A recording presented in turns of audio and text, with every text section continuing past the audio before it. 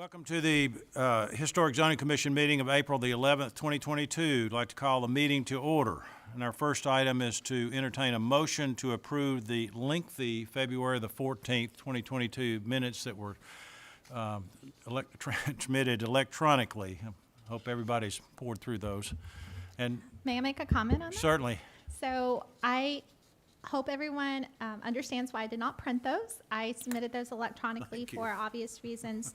Planning staff is a little short-staffed at the moment, and so we are looking to provide you a service of, transcription services for those minutes.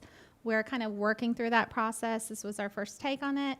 It's a little longer because it was prepared by someone that's used to preparing court documents. right. We do not anticipate that it'll be that case with the next set that you review. They may be a little longer than you're used to, but they will be verbatim. And the minutes will be distributed hard copy in the future. So I'm That's happy to answer any questions, but But- we do think we'll have something that you're a little bit more akin to for review for the March and April minutes. That's fine. Thank you. So is there a motion to approve those minutes? Move to approve. Thank you, Tyler. Is there a second? Thank you, Kathy. Any discussion? Otherwise, all in favor, please say aye. Aye. Any opposed? So moved. All right, announcements. We do have a design review committee meeting taking place this Monday, the 18th at 4 p.m.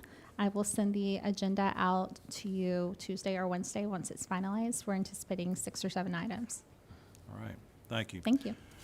Now there's opportunity to place any non-agenda items on the agenda. This process by design is reserved for emergency instances, and non-agenda items shall be considered only upon the unanimous approval of all historic zoning members. Are there any non-agenda items? Are there any citizen comments then on items not on the agenda? All right, hearing none, we'll move along to item number 1, consideration of historic design guidelines. Ms. Rose. Thank you all. I am very excited to present to you this evening a request for a recommendation to the Board of Mayor and Aldermen for the updated Historic District Design Guidelines. You've all been very much a part of this process since fall 2020, and I believe we're ready to move forward for a request for approval to make these effective as of May 30th. Just as a reminder, we had our kickoff meeting in fall 2020 to establish goals for the new document. And our main goals were to address the framework, make this easier to use and to find information. The graphics are addressed pretty substantially, whether it is graphical imagery or photographs to help enhance the document and the recommendations of the document with those images to further relay those points. Ease of use, we have adopted the flipping book, which is the same format that's being used by our zoning ordinance that has been very well praised by the community. We have adjusted some of our language to reflect the zoning ordinance terminology, the zoning ordinance as adopted in December 2019. And then there are some amendments to the guidelines themselves. As you can see with our goals, we have addressed the framework pretty well. Each chapter is broken down and addresses building form and different concepts like site and setting, modern features, demolition. So it's a lot more intuitive for the public to pick up. You can see the flipping book down here and our graphical content. We did a public survey as part of our outreach and gathering the information that we wanted to use in order to enhance this document. It's very clear, based on the public survey, that compatibility for new construction is very important to our residents. Over 82% of the public marked that that is very important to them, so we kept that in mind as we reviewed the content of the design guidelines themselves. This is an infographic that is really helpful in showing the amount of public outreach that we entertained in order to provide you in the community with this document for consideration. We had over 10 DRC and stakeholder meetings to discuss the update. We had placed a number of signs out, about 45, to advertise the public survey and also the draft of the design guidelines for public review that we published in March. We've had several hundred hits on our website page. This information is a little old, actually. This was compiled in late February, so we do think that there are some increased numbers there, but the website hits, we've had 6 days of open office hours that we advertised for the public. There were 2 Fridays in November and then December, and 2 full days in January following the public meeting. We had over 550 citizens who completed the public survey, which is really helpful for us. And as you can see, we've had a number of views and impressions on social media, including Twitter, Facebook, Instagram, and YouTube. The remaining meeting schedule is that we're here tonight to ask for your formal recommendation to provide to the Board of Mayor and Aldermen. Staff will be discussing this at the BOMA work session on May 10th, and we will be seeking a formal approval of this document at the May 24th BOMA meeting. So feel free to attend those. The work session will likely start at 5 p.m., and the BOMA meeting on the 24th will start at 7 p.m. So I wanted to take this opportunity to discuss briefly the revisions that have been made to the Historic Zoning Commission final review document that you've seen based on the March Design Review Committee comments. There was a request for some better clarification as to the recommended scale relationship between principal buildings and accessory buildings, and we did address that. We have provided additional guidance on rooftop landscaping, railings, and furnishings to the modern features section, essentially recommending that if any of those are used, they're not visible from the street. We have ensured, based on one commissioner comment, that all the commercial sections of the document recommend against the use of a reflective or opaque treatment for any sort of windows or glazing. And we have simplified some of the guidance that was provided on how to address decorative detailing for commercial buildings. In the civic building section, which is a new section in this document, we have clarified guidance on how to transition height, massing, and scale for any new buildings in relation to historic buildings. So when we say clarify, it's really rewording the statement so it's more direct, because there were some very astute comments made by the DRC that the intent was being a little lost by the way that the language was presented. So we really do appreciate that. We do feel like the revisions were very helpful to the document. One additional note we did add was a standard note that we have in our zoning ordinance, and we wanted to add to this as well in relation to clerical revisions. The note was that the planning department is authorized to make administrative clerical revisions to the document text so long as the changes are not substantive. So that would be any clerical word corrections, typos, adjusting headers, footers, table of contents, font, things of that nature that do not change the substance of the document, but as we work through the document, we may find some little things that we need to tweak here and there. As far as any other changes, there are none. So the document that was presented to you through the PDF is the document we're asking you to consider this evening for a recommendation. If you have any questions of us, we're happy to answer those, and we look forward to what we hope is a favorable recommendation to move forward. Thank you. Thank you. So are there any citizens that wish to comment on these design guideline updates? Otherwise, I'd need a motion from the commission to move forward. Mr. Chair, I move to recommend approval of the Historic Zoning Design guideline draft to BOMA. Thank you, Mr. Laster. Is there a second? I enthusiastically second. All right, Lisa, thank you, Lisa. Any discussion? Well, just that they're going to be so much easier to use Yes. and understand. So I appreciate all the work on it. I would Thank certainly you all. second that, and it's a much improved document. There's been a lot of work by staff mainly that have gone into this, so we are thankful for that. So, having said all that, there's a motion on the floor and seconded, so all in favor of the motion to approve enthusiastically, please say aye. Aye. Any opposed? That's it. Thank you all very much. We are very excited to take this to BOMA. The thing that I would say that when we take it to BOMA, I think a lot of us forget what downtown looked like before historic zoning and other areas. So I think a couple of shots would be wonderful to include. I'm happy to do that, yes. And I will definitely remind you all, if you want to attend the work session, you don't necessarily have to speak, but it'd be nice to have you, if you're available, to show that you're here to support the document. I'll send you all information about that, and I'll share the presentation I prepare as well. Thank you. Good. Thank you. Thank you all. All right, we're ready for item 2, consideration of alterations accessory at 214 Fourth Avenue North, Camille Moore, applicant. Amanda, are you Be on? Victoria today. Oh, Victoria, okay. Thank you, Mr. Chair. The applicant is requesting a certificate of appropriateness for alterations to an existing non-historic garage at 214 Fourth Avenue North.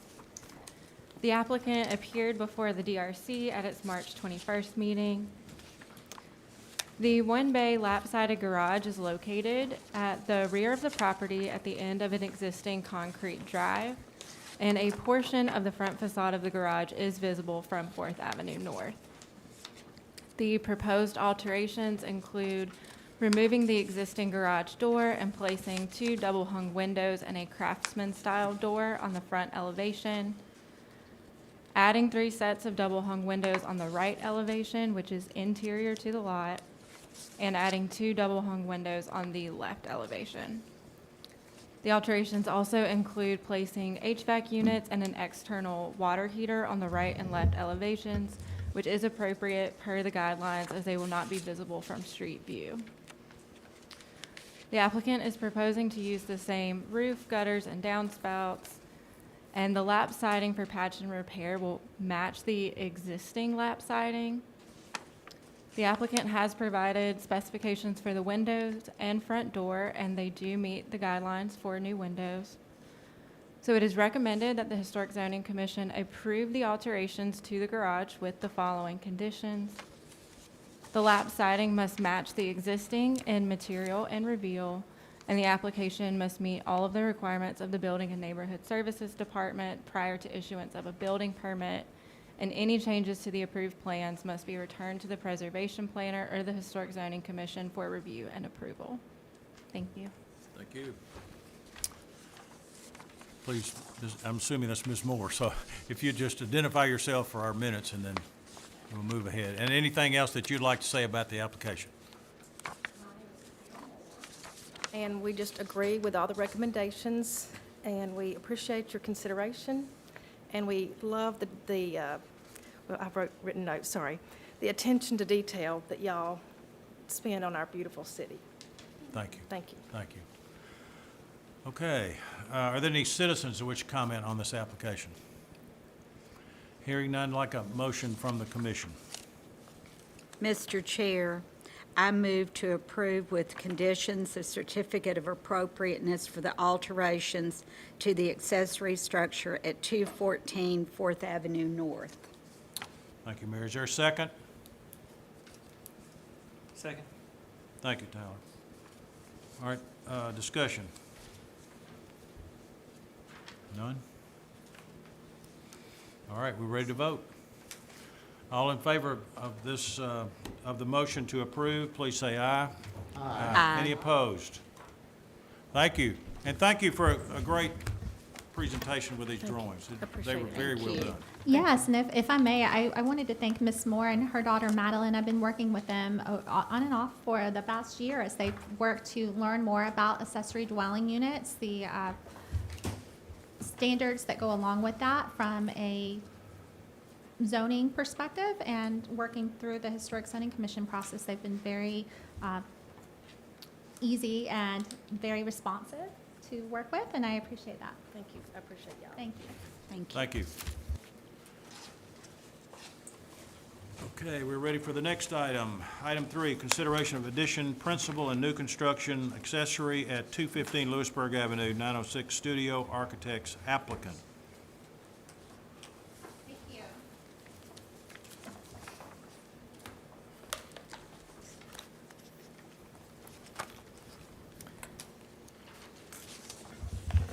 The applicant is requesting a certificate of appropriateness for the construction of a rear addition onto the principal building and the construction of a 1.5-story, 2-bay accessory structure.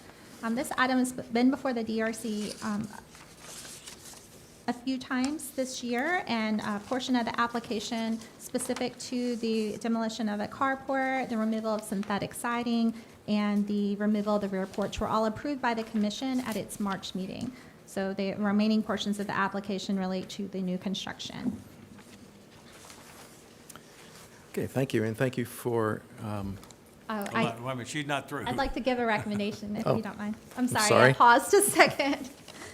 Okay, so as far as the addition goes, the guidelines would recommend that the addition measure no more than 50% of the remaining principal structure. The addition is situated at the rear of the property.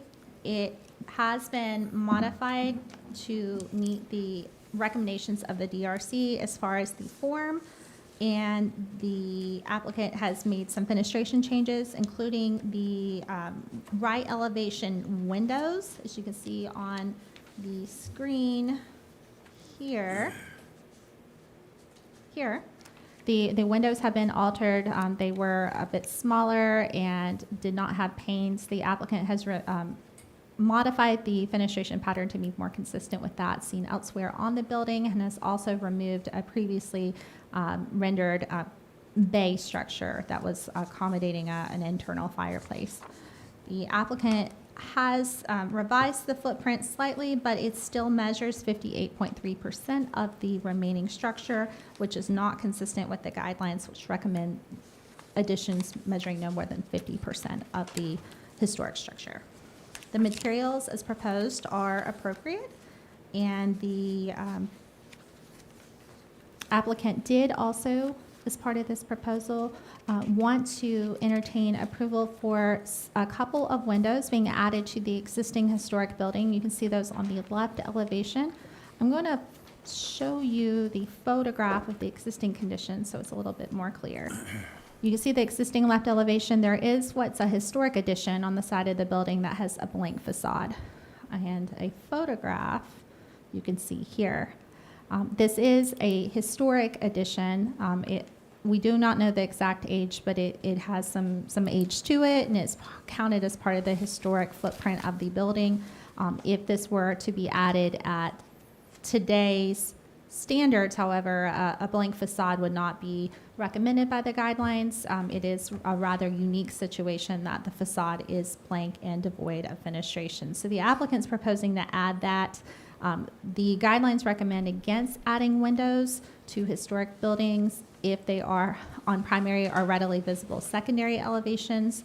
This elevation, due to the placement of the building on the lot and the deep setback, is not what staff would interpret as a readily visible secondary elevation, so the placement of windows on the blank facade is supported by staff.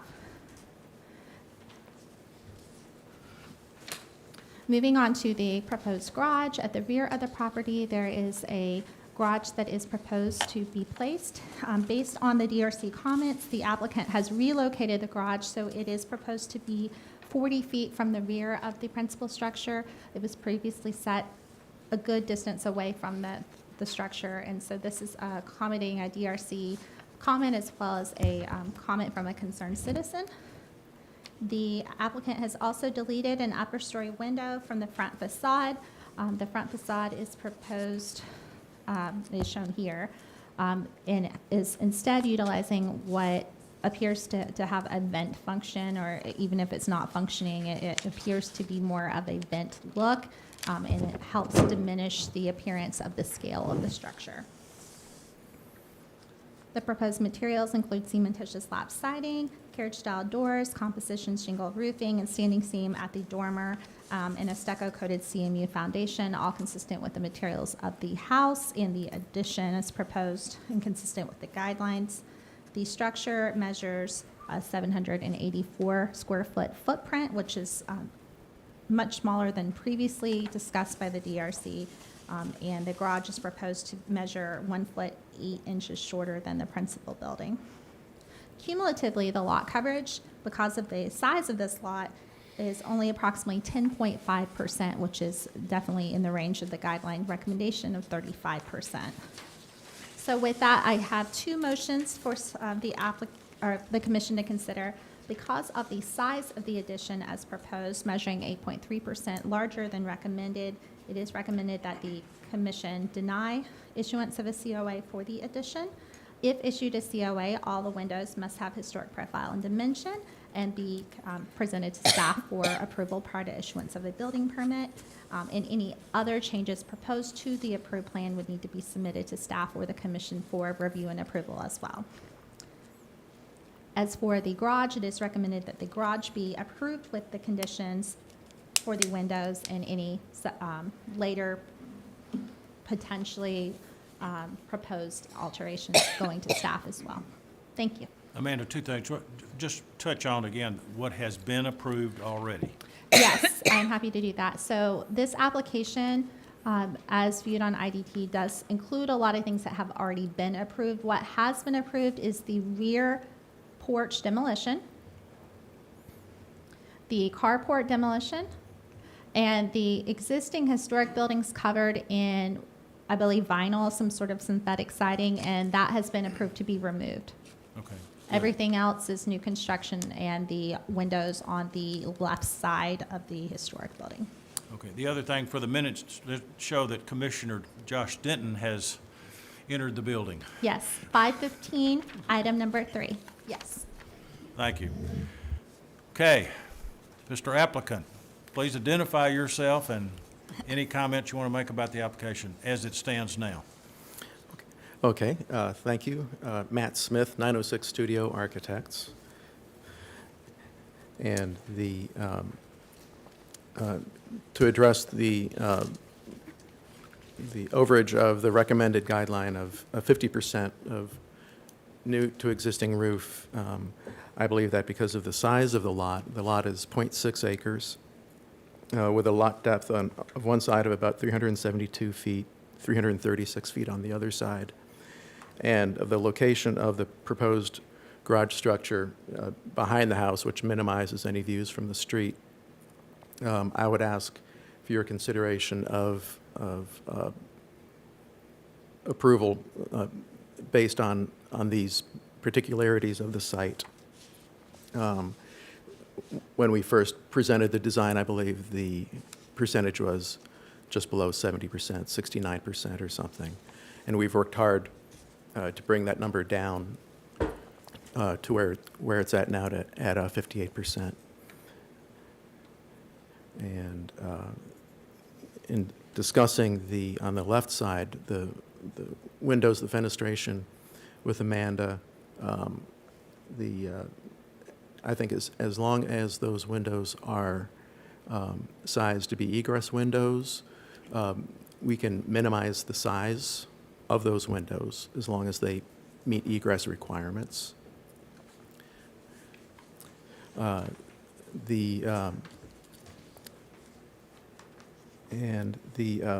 of the items one of the concessions the owner made was to remove one of the proposed bedrooms upstairs, which helped with the massing issues that were discussed at the DRC meeting.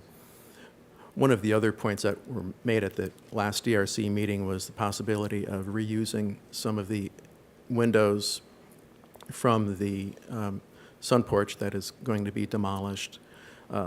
Those windows are not of historic value. They're aluminum or vinyl windows, something like that. So we weren't able to take advantage of that. And I welcome any questions that you all may have. Okay, I do have one speaker request from citizen Gail Haddock. Would you come to the podium, please? And I think we all received a copy of your information as well today. Yes, thank you. I'm Gail Haddock from 213 Lewisburg Avenue. And I gave you all those materials just to, it's an unusual configuration of buildings and sizes. So I thought that would, maybe hadn't been made totally clear, that would be helpful. I think my house is the smallest house on Lewisburg Avenue, and the one on the other side of me is probably the largest house on Lewisburg Avenue, so it's just unusual. And I do want to compliment the board, and particularly the applicant and the architect, for making some of the, excuse me, alterations that they made, particularly on the garage, but also I think the windows on the right elevation are much improved in appearance. I was, even though that's not my side of the house, so to speak, I was concerned about that to the point that it didn't dawn on me, I should have brought this up earlier, putting the windows on the addition, as Amanda showed. I just wanted to request respectfully that those windows not be put there. I know the applicant has every, right to have those there, and respect that. The reason I am making that request is it's so close to the property line. It's just about 3 or 4 feet from the property line. So it's really just for privacy reasons for me that I would like not to have those there. I know a blank facade is pretty blank, but I could, and will, whether they're windows or not, try to plant some vegetative screening that would soften that. And possibly, depending on things, a fence, I don't know, but that would be, that structure is so close to the property line, it's awkward. But anyway, those are my only comments, unless you all have questions. Okay, thank you. Are there any other citizens who wish to comment on this application?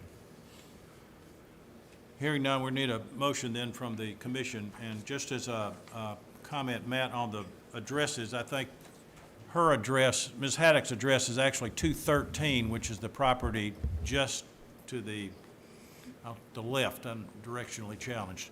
To the left of your 215, so. I apologize for that oversight. Now, you might come back to the podium, 'cause there may be a question or two. Somehow, I think there will be. I apologize for that oversight. Was the residence at one time an accessory structure to the larger home? I don't Or think was it- so, but At one point, the residence was an accessory structure, so it sits further back from the street. I think it was just an oversight by the applicant. but not for 211. But not for any of the extant buildings, Right, no. Gail, Mr. Chair has a comment on it. Well, yeah, all right, please. Just come back to the podium, and if you can give us a little history on that, that'd be great. 213 was built in the 40s, I've been told, by the Sparkmans that had the jewelry store on Main Street Right. as a garage apartment. So there was And- nothing in front of it? No, the house was never built. Okay, all right, So- good, thank you. All right, then, commissioners, is there a motion? Then, and let's do this in 2 motions, one being the addition to the principal first, and then we'll talk about the new construction accessory.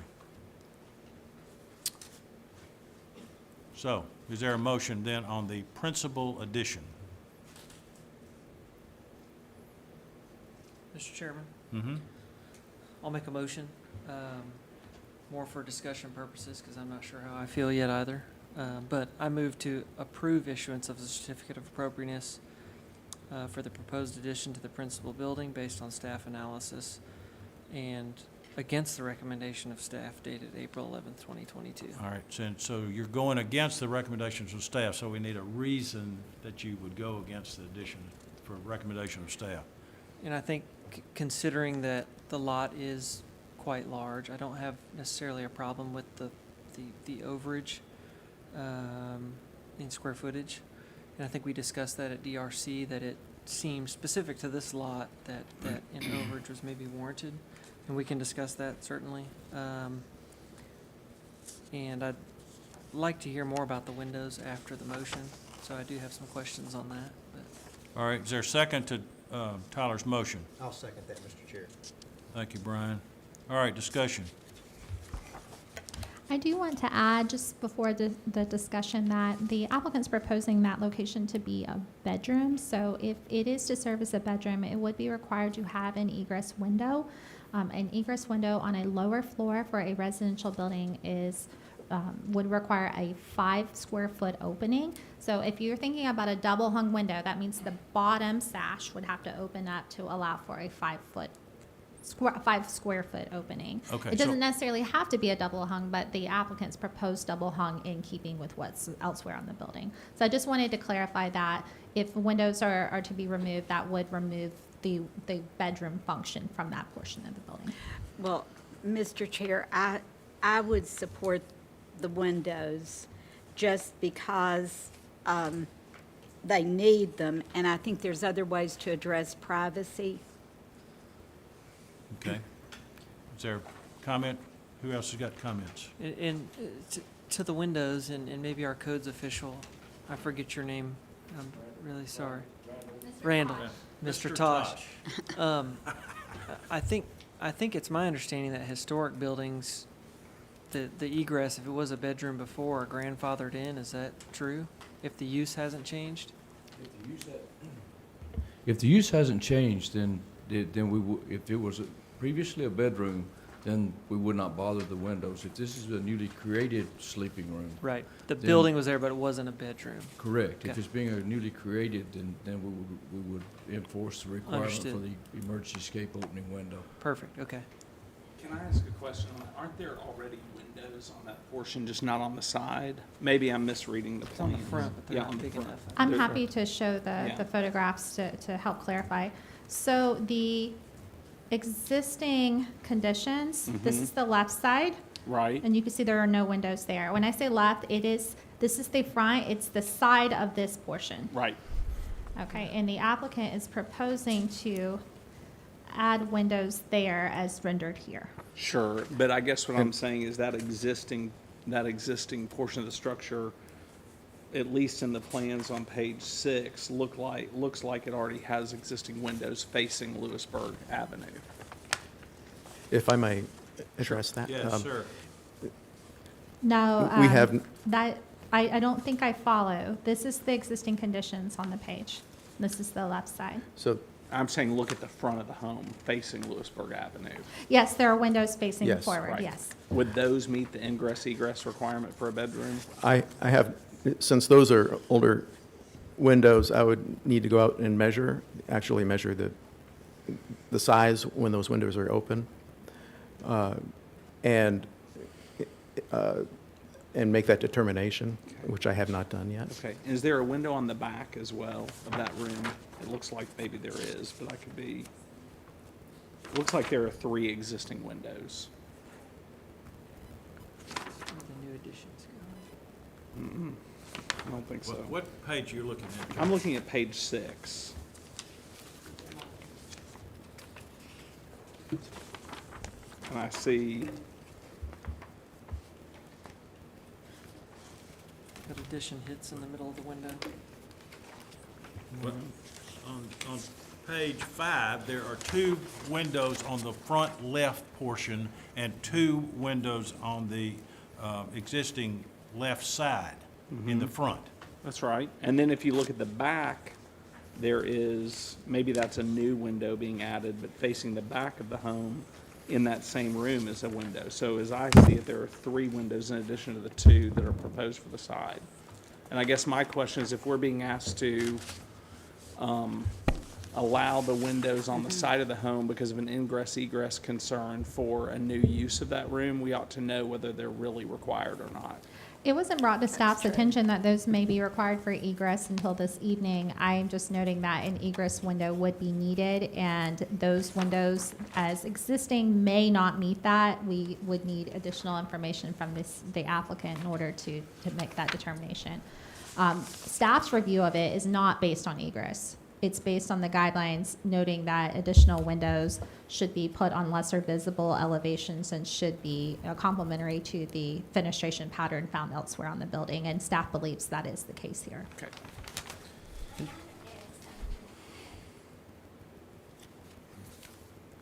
What?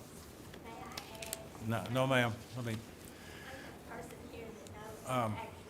let's, so on that,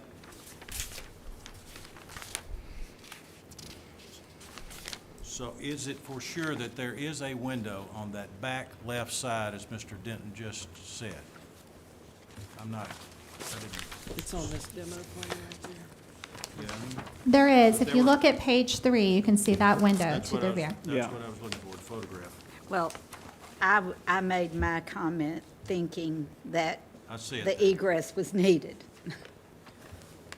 Yeah, and it may very well be. I'm not saying that I'm opposed to whether it needs egress or not. Obviously, it needs egress. They may already have satisfied that, but I still think it would be good to have windows on that facade. If we were adding this to this building today, it'd be required. So I think it'd be an improvement to the structure. Okay, so any more comments? Was this room used as a bedroom previously? Yes. Okay. So it's currently, and there's no modifications to this room on the new plan other than adding the closets, is that right? Correct. Okay. Removing that, the existing closet and So to the extent, I guess this is a question for code, since it was previously a bedroom with 3 windows, because of the modifications with respect to the rest of the, since it's going to remain a bedroom, would that require, even if the existing windows didn't meet the ingress and egress requirements, would that require an adjustment? The way we treat these when they come in is if the room has been previously a bedroom, not a newly created bedroom or what we would term a sleeping room, then we do not bother the windows if they are not bothering the windows. Now, if this were another room, say a den, we Right. decided to make a sleeping room out of it, at that point, we would ask for that window. Now, in this event, if we're gonna add 2 new windows and the other windows do not meet the emergency escape opening, then from the code perspective and safety, we would look at it as that would be a good time for us Sure. to meet that requirement. Sure. Okay. Okay, thank you. Thanks for clarifying that. All right, any other comments? may I add one thing? If they are not required as egress windows, the sill height of that window could be brought up to equal the sill height of the 2 front-facing windows. I would not have a problem with that. To take them out on the side? To- eliminate those? To Make them re- shorter. To make them shorter. Keep the windows there. Currently, their sill height is lower than the sill height of the front-facing windows. I would see no problem with bringing those sill heights up, making those windows shorter. So to help explain what the applicant just noted, you can see on the left side of the building that this sill height is shorter than what you see on the proposed windows on the left side. So the applicant is suggesting that he could make the sill heights on the proposed windows on the left side match those existing on that addition. If that were to help soften any sort of concerns about that. Well, I'm still a bit confused. If you've got 3 windows there now, you don't, and as long as they met the egress, you don't need the other two, right? If this has been a sleeping room all along. Well, it sounds then- like it is. I right, didn't and that's what- realize That's what he's saying. That's what is he that- just said, yeah. that's right. So that being the case, we would not ask for any alteration of those windows. They are historic to the home, and what the code requires is that buildings are maintained under the code in which they are built. So at that time, that window would have been a legal window. So if they're changing them, then we would require it, or if we're adding windows in that room, then we would require it to meet the emergency escape opening. So these Is that- windows would be grandfathered in, It- is what I'm basically, asking. yes, sir. All right. Okay. So I think that's, so do we need some form of amendment on that then to make that crystal clear as to what we're approving? And Josh, since you brought it up, that'd be a good amendment if you'd like to make that. Which I'm glad you did. That was, I just want to clarify, just in case there's any confusion, the applicant is asking for the windows. I understand that. And he just wanted to note that he did need egress. So knowing that we know that it doesn't necessarily need to meet any sort of additional codes, he's still asking for the windows, correct? For the aesthetic, as they would have been built there if the addition were to have been built now. Okay. So if Mr. Denton or whoever would like to make an amendment that the windows not be included, that would be an option. Thank you for the suggestion, fine chair. I think I will move to amend the motion to remove those two windows, since there is no requirement, or there's been no showing of a requirement for the need for those for ingress and egress.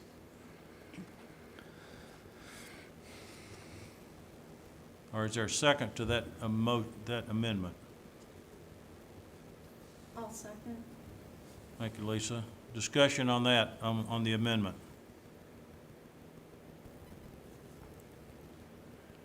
Hearing none, are you ready to vote? Then all in favor, we'll do by raising your hand. All in favor of the amendment to remove the two left side windows for the bedroom, please raise your hand. Any opposed? Okay, it passes. 1, 2, 3, 4, 5, all but Tyler. Now, other discussion. Back to the main motion now, as amended.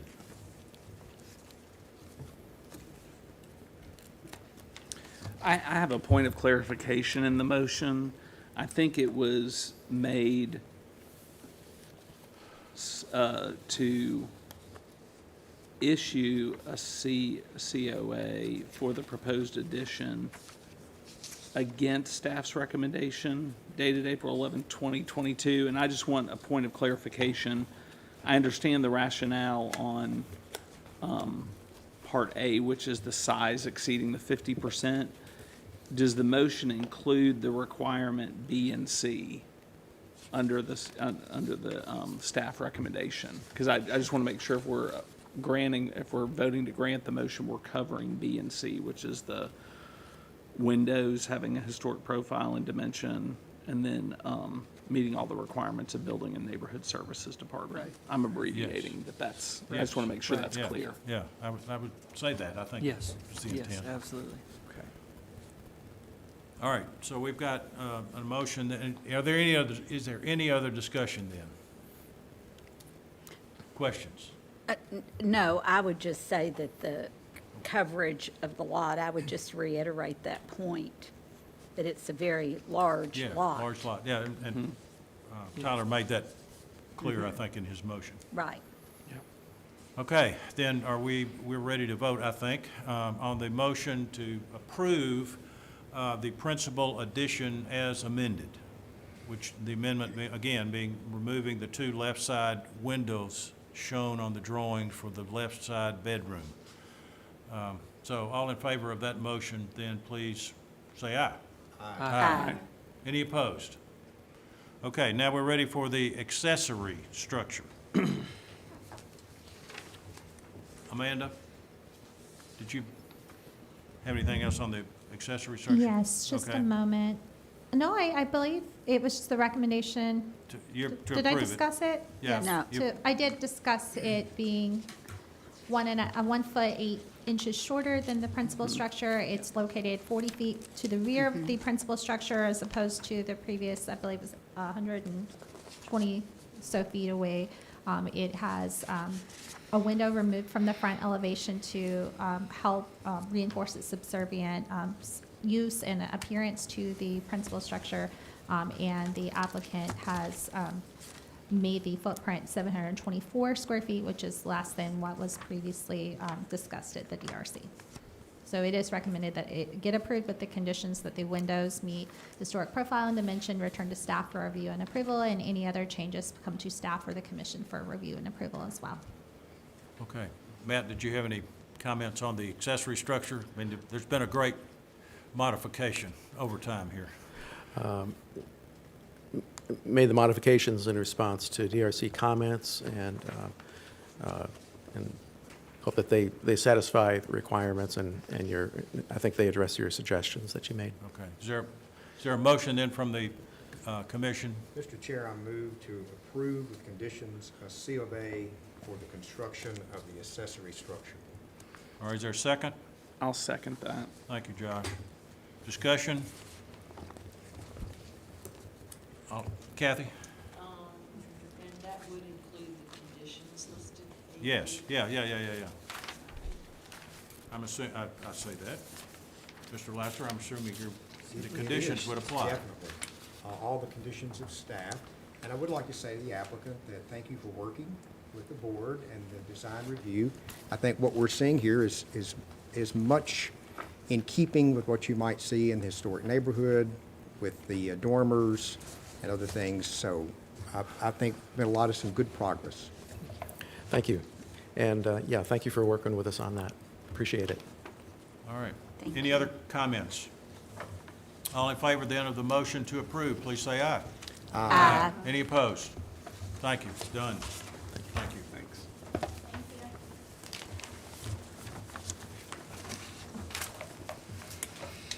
Okay, we're ready for the next item, consideration of new construction at 107 Splendor Ridge Drive. Chad Gore. You don't have to be last tonight, Chad.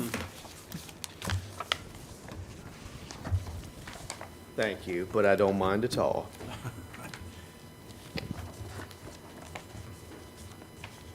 Okay, let's see. Victoria, you got this one.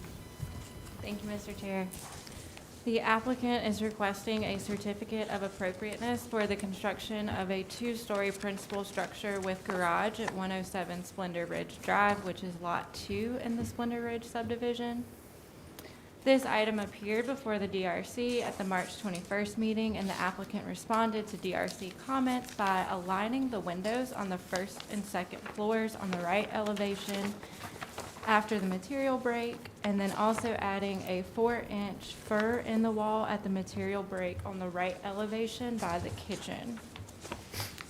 As a reminder, the Historic Zoning Commission considered the Splendor Ridge subdivision for issuance of a preliminary COA at its April 2018 meeting prior to the development's approval, so as to provide approved direction to the final owners on pivotal building design elements such as height, setback scale, and massing. The applicant is proposing the construction of a two-story house with Italianate influences.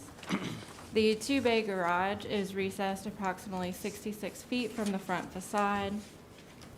The proposed scale of 2 stories and the height is appropriate for Splendor Ridge and the Franklin Road Historic District and is consistent with the development's preliminary COA. The materials proposed are listed as brick, fiber cement siding with a 5-inch exposure, cast stone headers above several windows, shutters, iron railing along the entryway, brick foundation, brick chimneys, and asphalt shingle roofing, which are all consistent with the guidelines. The application does not meet the guidelines in regards to proposed building coverage at 38.4%. Therefore, it is recommended that the Historic Zoning Commission deny the proposed new construction with the following. If issued a COA, the windows must have historic profile and dimension and consist of either wood or a composite material with the appearance of wood. The window specifications must be approved by the preservation planner or the Historic Zoning Commission prior to issuance of a building permit. And the application must meet the requirements of the Building and Neighborhood Services Department prior to issuance of a building permit. And any changes to the approved plans must be submitted to the preservation planner or the Historic Zoning Commission for approval prior to work commencing. Thank you. All right, Mr. Gore. Good evening. Chad Gore, representing the applicant Mike Ford Builders. Thank you, Victoria, for a thorough summary. There's only a couple things I just want to address. The usual conversation about the building coverage. On page 3, I've included a diagram that this commission has seen before illustrating the open space platted into the development and showing you some calculations as though each of these individual lots was built out at 40% coverage. We're left with a 13% building coverage on the over the entire site. So I've included that same diagram again. The only other thing was just a minor clarification to make sure it's understood. Maybe best illustrated on the floor plan, this offset that we've created there's a 4-inch offset in the framing, but it begets an 8-inch offset in the materials because, on one side of this offset there's brick and on the other side is just siding. So you wind up with effectively an 8-inch offset in the materials there. And that aligns with the roof changes and the material changes as well. And I'll just take your questions other than that. Okay, thank you. Are there any citizens who wish to comment on this application? Hearing none, need a motion from the commission.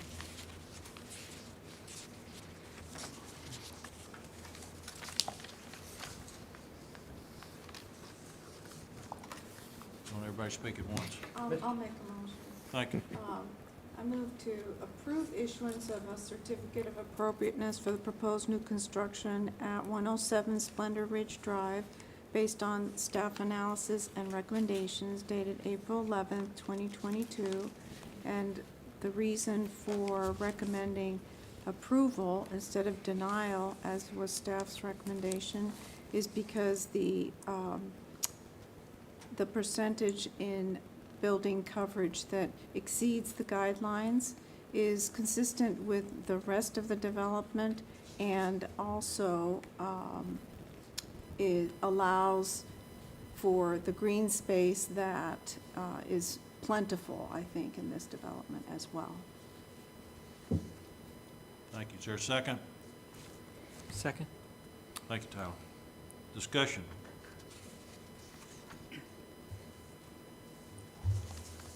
Mr. Chair, I just have a comment and then a question. The comment is that when you have the window hoods that are in cast stone on the main structure, and then you transition to the caps for the lap siding addition, that's a very nice, subtle touch, and it looks very appropriate for this project. My one question that I have has to do with I guess it's the rear elevation. And my question is the dormer that is shown considered a wall dormer? I suppose it would be, yeah. And I was, a question to staff about historic guidelines, especially on new construction and wall dormers.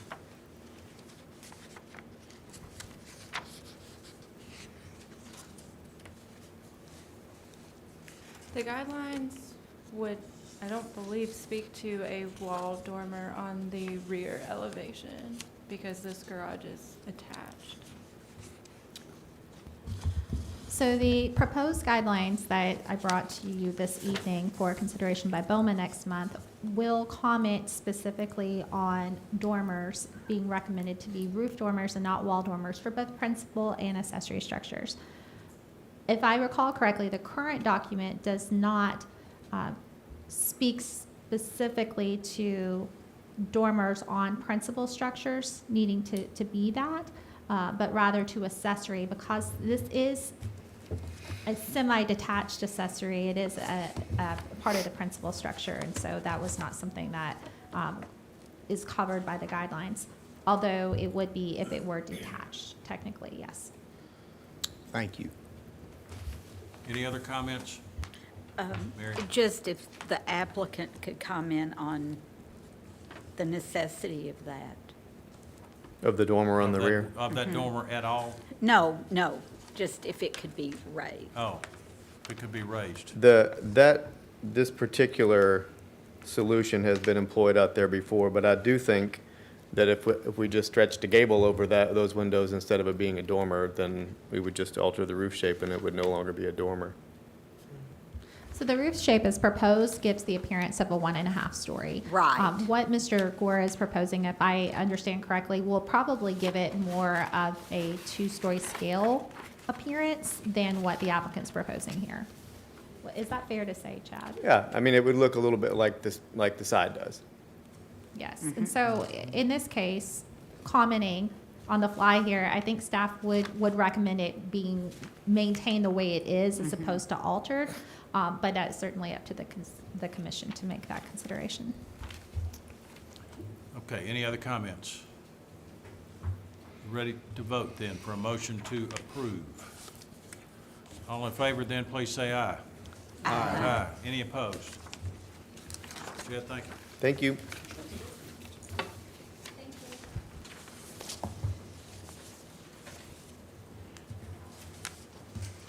All right, our next item, number 5, consideration of alterations, cooler placement, deck stair realignment at 110 4th Avenue South. Don Burke, applicant.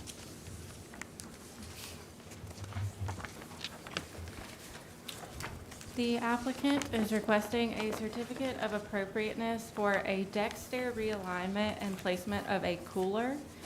This item appeared before the DRC at its March 21st meeting. The applicant is proposing to place a cooler at the rear facade of 110 4th Avenue South. There is an existing staircase with a second-floor deck in the proposed cooler location. This application proposes to partially relocate a portion of the staircase. The guidelines recommend that rear elevations be kept simple in appearance. A portion of the stairs will be relocated such that the stairs leading up to the first landing will begin on the sidewalk rather than underneath the deck. And the new stairs will be constructed from the same pressure-treated wood material as the existing deck and staircase. The guidelines also recommend that utilities and service equipment be screened through landscaping or wood enclosures. The placement of the cooler underneath the stairs at the rear elevation provides screening from the street view and partial screening from the rear parking lot. The applicant is proposing to use a 1x6 pressure-treated fence where the cooler can be seen, and the fencing material will match existing screening materials. So it is recommended that the Historic Zoning Commission approve the cooler placement and deck stair realignment with the following conditions. The application must meet all of the requirements of the Building and Neighborhood Services Department prior to issuance of a building permit, and any additional changes to the approved plans must be returned to the Preservation Planner or the Historic Zoning Commission for review and approval. Thank you. Thank you. Mr. Burke. Hi, everybody. I'm Don Burke, and I'm representing Jim Kreider via Tommy Shell on the addition for this cooler in the back of Merides. The last time we visited, we just kind of pulled together a quick presentation with a floor plan to let you know what we were intending to do. But once I got into drawing the 2D elevations, I realized with all that pressure-treated rigmarole back there, it's kind of difficult to understand what you're looking at. So I used a highlighter technique to kind of differentiate between what's existing and what's new. I think that, we're basically going to make this invisible compared to what's currently there. I mean, we have the one movable piece of the staircase. We'll be using like materials from everywhere else. There's already some vegetation in front of it. There was the fire rating question, which we've kind of resolved a direction for with Building and Neighborhood Services. There's any number of different possibilities there, but all of which would be very minimal in terms of adding to the thickness of the cooler as it is behind the screening that we're already presenting here. So I think with resolve of those issues and also the introduction of a dry pipe sprinkler outlet on the side of the building, we'll be actually sprinklering a portion of the building back there and making it a little bit safer. So with that in mind, I'm just kind of open to any questions you might have. Okay, are there any citizens who wish to comment on the application? Hearing none, then, Commissioners, we need a motion.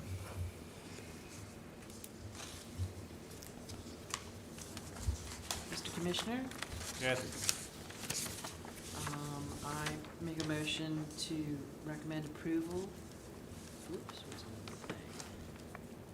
With conditions, the certificate of appropriateness for the alterations for 110 Fourth Avenue South. All right, With Thank you. condition number 1. okay. Is there a second to that? I'll second. Thank you, Brian. I heard you Brian first. got it. Okay, discussion. Any comments? Looks pretty good. Thanks for the highlighting. All right. Yeah, I was Very going to helpful. say, thanks for the highlight. All right, all in favor of the motion, then please say aye. Aye. Any opposed? Thank you. Thanks. Yes, sir. May I request a recess, Mr. Chair, Certainly. before our next two items? Before the next two, yeah, I think that's appropriate. Do we don't, do we need to vote on a recess? All right, Okay, so we'll resume Good. at 6:10. 6:10 PM. Thank you. Thank you.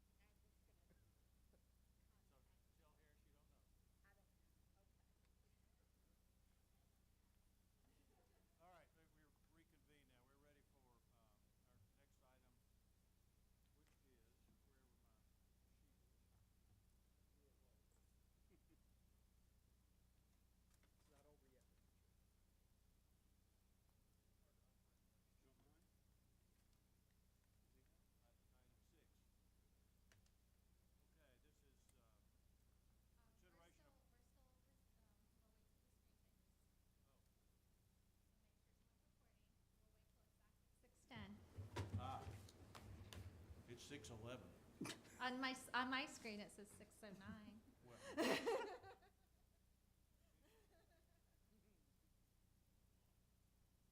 Now it says 6:10. Mine says 6:10. all right, but we're gonna resume here as soon as the screen kicks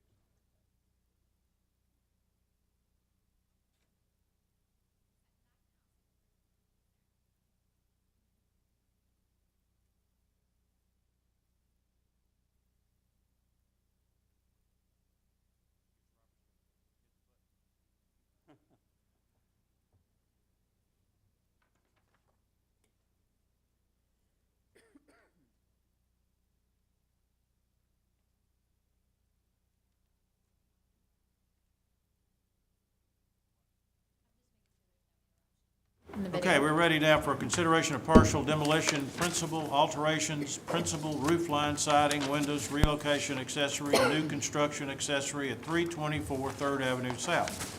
Brandon Hutchison, applicant. Thank you, Mr. Chair. The applicant is requesting a certificate of appropriateness for a series of work as follows.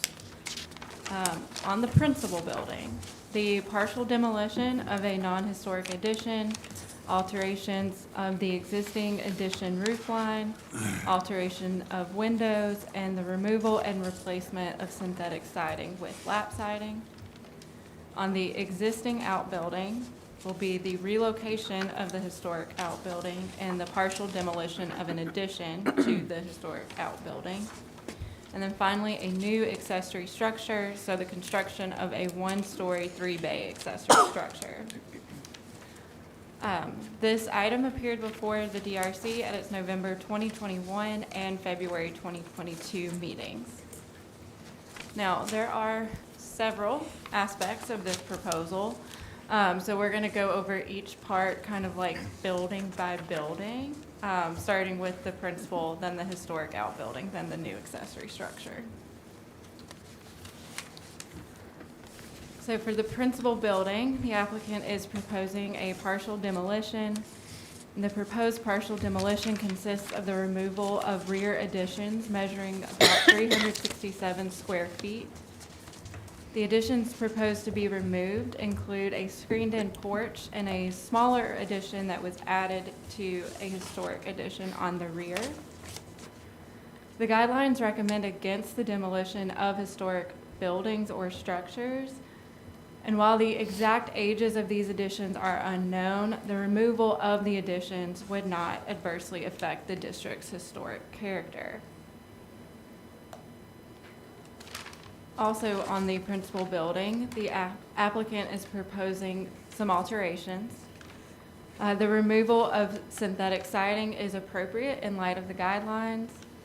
If original lap siding exists under the vinyl, the applicant should repair the original wood siding.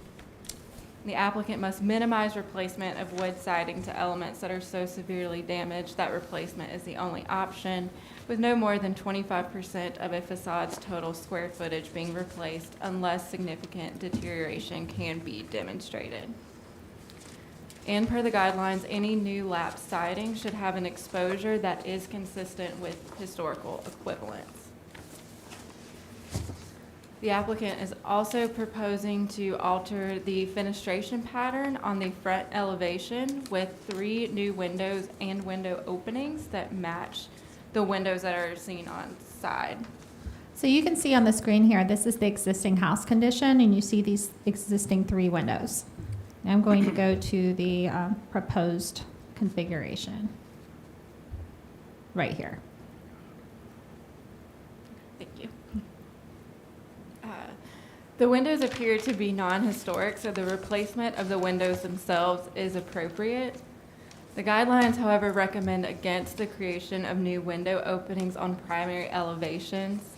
So the applicant should provide some research to demonstrate that a different fenestration pattern existed previously.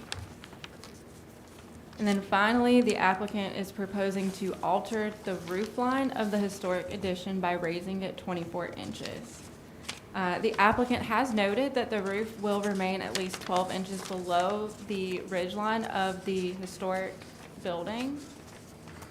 The guidelines recommend retaining the historic roof shape and materials. And while the historic addition is on the rear and the roof line change would remain below the ridge line of the historic building, the extent of the alteration by elevating the roof line up by 24 inches does make it visible from street view.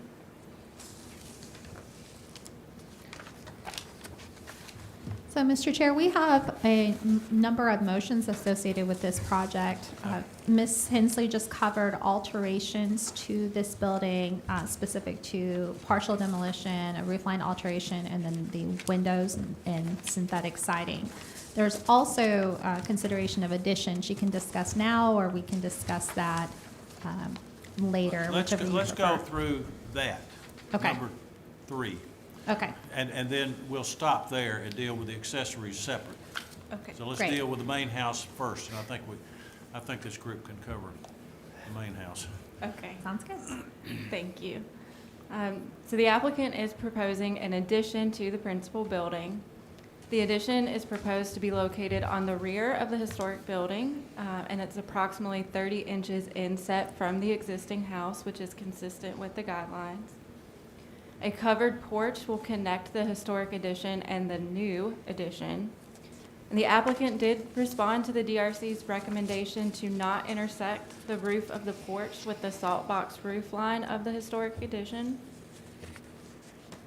The guidelines recommend that additions be no more than half the square footage of the footprint of the historic building, and this addition is approximately 45% of the historic building's footprint.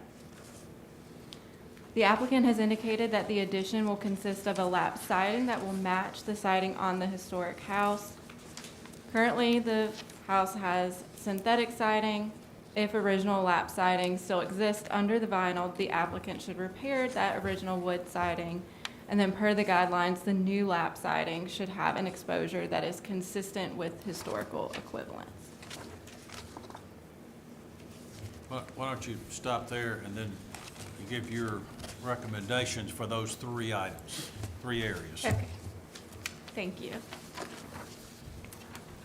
It is recommended that the Historic Zoning Commission approve the partial demolition of the principal building and the alterations with synthetic siding removal, with the following conditions. The existing addition must be satisfactorily photographed inside and out for commission records prior to demolition.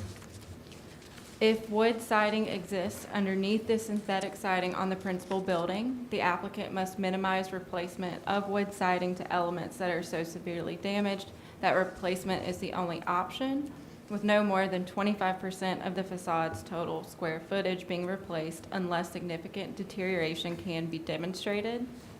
A wood replacement analysis must be presented to the preservation for approval prior to work commencing. And the application must meet all of the requirements of the Building and Neighborhood Services Department prior to issuance of a building permit, and any changes to the approved plans must be returned to the preservation planner or the Historic Zoning Commission for review and approval. It is recommended that the Historic Zoning Commission deny the alterations of the roof line and fenestration pattern with the following conditions. If issued a COA, the windows must have historic profile and dimension and consist of either wood or a composite material with the appearance of wood, and the window specifications must be approved by the preservation planner or the Historic Zoning Commission prior to the issuance of a building permit. And if issued a COA, the application must meet all of the requirements of the Building and Neighborhood Services Department prior to issuance of a building permit, and any additional changes to the approved plans must be returned to the preservation planner or the Historic Zoning Commission for review and approval. The additions then, Okay. principal additions. Yes. It is recommended that the Historic Zoning Commission approve the additions to the principal building with the following conditions.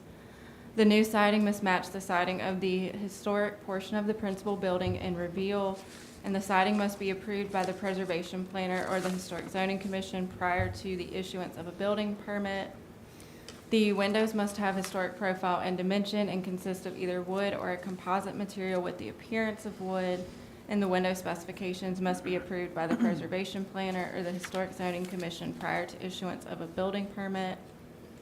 And the application must meet all of the requirements of the Building and Neighborhood Services Department prior to the issuance of a building permit, and any additional changes to the approved plans must be returned to the preservation planner or the Historic Zoning Commission for review and approval. Thank you. Thank you.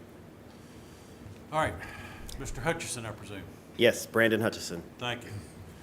We'll just, if you just comment on the main structure right now. Sure, And we'll- absolutely. And then we'll deal with the accessories later. Okay, sounds good. We appreciate the guidance from the last couple meetings we've been at, and the ladies here at the city have been a huge benefit and help to us, so we really appreciate that. I mean, we pretty much, I think, agree on everything. The only thing different is the roof line. The 24 inches is not correct. It was about 9 inches is what we were looking, not to raise it, not 24 inches. I'm not sure where that 24 came from. So that's the only one, and we try to demonstrate that just on the pictures that we have there. So it's not very much difference as far as what's visible from the road. So that's really the only fundamental thing I wanted to speak to. Was that what? Drawing? On the application materials, A7, it specifically says raise this roof 24 inches, and that's what staff was operating off of. Oh, okay. I wonder, that may have been a misprint or something from previously, because we changed it after the last meeting we had in February, I thought. Okay, well, So are you, which page are you looking at? Is it A? A7, A7, okay. you see a comparison of the proposed with the existing, and the applicants noted raising that. Oh, okay. So she's saying it 2 is, never feet. mind. It's all right. So I guess it is closer to 24 inches then, so, all right. I was mistaken there. Okay, We've been all back right. and forth a lot. That's fine. We've got several issues with the pitch there, and our architect had just recommended that we had raised that to keep it still below the original roof line on the front part of the house as far as visible, and so that's why we did that. Okay. Is that all you had on this part of it? That's all I had on this All part. right. Are there any citizens which comment on the principal additions part of this, the principal house? Okay. Then, Commissioners, let's do this in 3 motions, if we can. The first one being the partial demolition of the principal, including the siding removal. If there is such a motion. I'll make a motion, Chair. Thank you. Regarding the partial demolition, I make a motion to approve with conditions the issuance of a COA for the partial demolition of the principal building and the removal of the synthetic siding from the principal building. Very good. Is there a second? Second.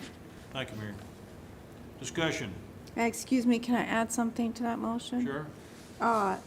Based on staff analysis and recommendation, I do remember that some recommendation spoke to, once the synthetic siding is removed, correct, that there will be an analysis of what is back there. Okay. All right. Any other discussion on this piece of it? Ready to vote? All in favor of the motion to approve with the conditions, the synthetic siding and the partial demolition? Please say aye. Aye. Aye. Any opposed? All right, that's done. The next item then would be the roof and fenestration. Mr. Chair, I move to deny issuance of a certificate of appropriateness for the alteration of the roof line of the historic addition and the alteration of the fenestration pattern on the front facade of the principal building, based on staff analysis and recommendation dated April the 11th of 2022. Okay, is there a second to that motion? Thank you, Donald. All right, discussion. This is just my experience over time. When the aluminum siding is removed, this building may have things to tell about what it is. And at that time, when that is removed, I wish the applicant could have an opportunity to work with staff if it shows a different window configuration. Well, if this moves along that line, the applicant can certainly come back after we see what's underneath. And there's an additional story to tell. Mr. Chair, I'd like to say, first of all, on the roof line, old houses can be quirky, and that actually adds to their charm. And the original roof line on the house, just adding 12 inches to it, really is not going to give you more headroom. That couldn't actually be accomplished through vaulting ceilings from the interior or creating some kind of a tray. So I would not be able to support, based on the guidelines and the historic character of that house, raising that roof line. And then I'd like to speak to the windows. So if you look in our packet, we see a 1950 Sanborn map. And that Sanborn map shows what the house, its actual footprint was in 1950. And the addition, where the windows are to be changed, was not there in 1950. So that was built between 50 and 1970. So we're not talking about a historic addition where you'd had historic windows. And probably the windows that are there currently might be closer to what would be on a 1970s style. And in the past, and we've spoken about making the windows kind of look like the ones on the side, has to do with the historic portion of the house that would be on each side of the door. And so I think it's just kind of maybe where the historic windows might be located, but according to my reading of that on the 1950 Sanborn map, that is an addition. So are you speaking about the screen, what we have on the screen, and it's your opinion that this portion of the building, which I do know to be an addition, dates to post-1950? I think it probably is post-1950. If you look at that Sanborn map, now maybe you're looking at it incorrectly, but I don't believe that's shown on that Sanborn map. I had two questions about the windows. Staff in the report indicated there was no factual basis to support that those were historic. And so my question was kind of to that point, if they predate 72, I guess those would be deemed historic. So what's the analysis there? And then separately, I know staff asked the applicant to come forth with any evidence that they weren't historic, and did you find anything that would show? So I do understand that this portion of the building is an addition. I don't know that I agree it's a 1970s addition. We're operating on it being pre-1972 and it being a part of the historic building as defined by the guidelines. It would be difficult to, without going through an extensive amount of research to determine exactly when it was built, but in working with the applicant and the DRC, we felt strongly that this portion is considered part of the historic portion of the building. Now, the windows are of a later vintage than on the original portion of the building, certainly. But the guidelines do not recommend altering historic or original window configurations without any sort of evidence. I know that it may be that they are different. We are waiting for some feedback from the applicant once they remove that siding or they look at the interior arrangement, which may have some ghosting or may tell us more. But I cannot remove portions of the siding to make that determination, certainly. Sure. And let me clarify. So, because often in my mind, when I'm talking about historic, it's hard for me still to grasp 1970s or 60s as historic. It's a problem of age. But let me re-clarify, it is not part of the 19th century home. It's an addition since Yes. 19th century, and the windows that are proposed are more 19th century windows. They are, definitely. I think we're saying the same thing. I have to think of historic as pre-1972. I agree. By our guidelines, you are exactly correct. And the windows that I am talking about, so I'm confusing myself. The windows on the front of the house. Yes. The old house. When the siding is removed, it may be telling of what was actually there. That is our intention. Yeah.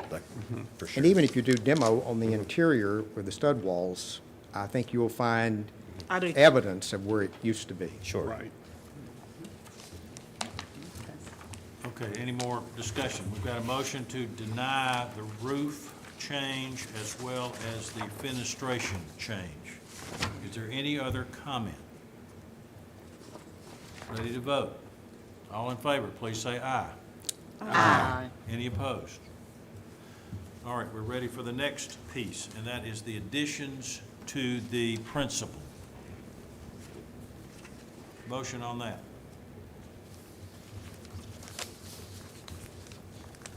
Mr. Chair, I approve the move with conditions. The issue of a COA for the addition of the principal building with the listed conditions.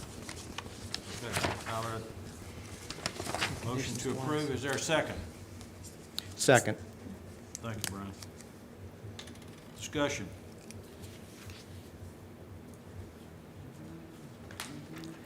Ready to vote? Mr. Chair, I do have a question. Fire. And it relates to, so what we're being shown on the drawings is assuming that there is a 12-inch pitch rise to that 2 feet, that there's a 2-foot. So will this change the way you really want to do your addition in the back? I mean, I don't believe so, because it appears to be the best way that we can do it, so we're just gonna have to figure that out logistically with the architect as far as the roof. So that's my question. Would you need to bring, additional information to the board at that time about what the new concept that you have based on the fact that you're dealing with the existing conditions? If you'd like, I can speak to that. In Please. looking at the screen, this is A7.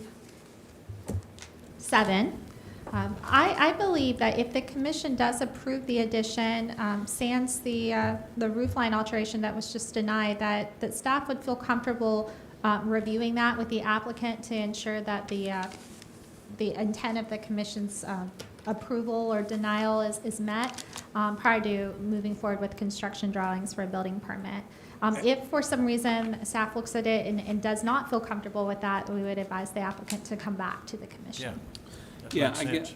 guess I would say when you look at A7 and look at the new rendering for the proposed rear elevation, it shows the dotted line of where the existing roof line is, which has that coming in pretty significantly lower than that portion on the back. So, It's a problem. it's just a comment. I mean, I'm not exactly sure how that will look with that revised because it cuts through the little shed roof over the back door and cuts through the window, one of the windows at least. But if it comes back to staff for some guidance, and staff needs to bring it back to us, that option is already there. So, This is entirely on the rear, and it won't Yeah. be visible from the street view, so we do feel comfortable with making a review for a determination. yeah. Okay, any other comments? Well, do we have a main motion? Yeah. Yeah, then I would make that amendment that staff work with the applicant on any alterations to the rear addition. Based on what I heard the applicant say a minute ago, that if they would try to work with that, and Yes, if right, something right. came up, they'd come back to staff. Staff, and do yes, and that. I'd like to offer that as an amendment. Okay, I'd second that because it's clearly going to have to be altered based on this, rear elevation that shows the existing roof line.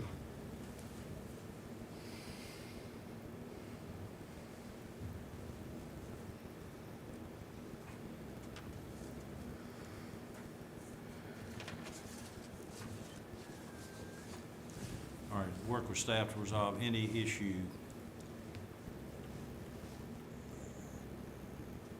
on rear caused by the, due to no change in the roof line. Yes. Right. And if That's there not is the an correct issue, that'd be, language exactly, but that's good enough, I think. yeah, and if there is an issue, from what I understand from Ms. Pierce's motion, it would be brought back to us Right. at that point. All right, any discussion on that? Mary motioned and Josh seconded. Any further discussion on that? All in favor of that amendment, please say aye. Aye. Any opposed? Okay. All right, then we're back to the main motion. Any other items on the additions to the principal? Any other discussion? Comments? Well, the applicant has been very cooperative and open to suggestions we've had. I appreciate that. Okay, we've got the, back to the main motion as amended. If there are no other questions all in favor of the main motion as amended, please say aye. Aye. Any opposed? Thank you. All right, now, back to Victoria. We're on to the accessory work. Yes, thank you, Mr. Chair. So we're going to move to the existing outbuilding now. The applicant is proposing to demolish a lean-to addition on the historic outbuilding. The date of construction of the lean-to addition is unknown, but research into the Sanborn maps show that it was not part of the outbuilding in 1950. Therefore, its removal would not adversely affect the district's historic character.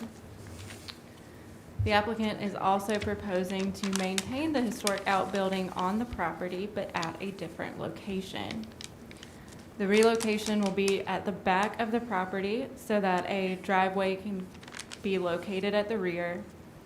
And the proposed location will keep the outbuilding visible from street view, as is typical of historic outbuildings. However, the guidelines do not recommend moving historic outbuildings unless relocation is the only way to preserve it. The applicant has provided documentation from an engineer stating that the relocation is feasible, but the outbuilding will need a new slab foundation due to the deterioration of the floor of the outbuilding. So with that, it is recommended that the Historic Zoning Commission approve the partial demolition of the lean-to addition on the historic outbuilding with the following conditions.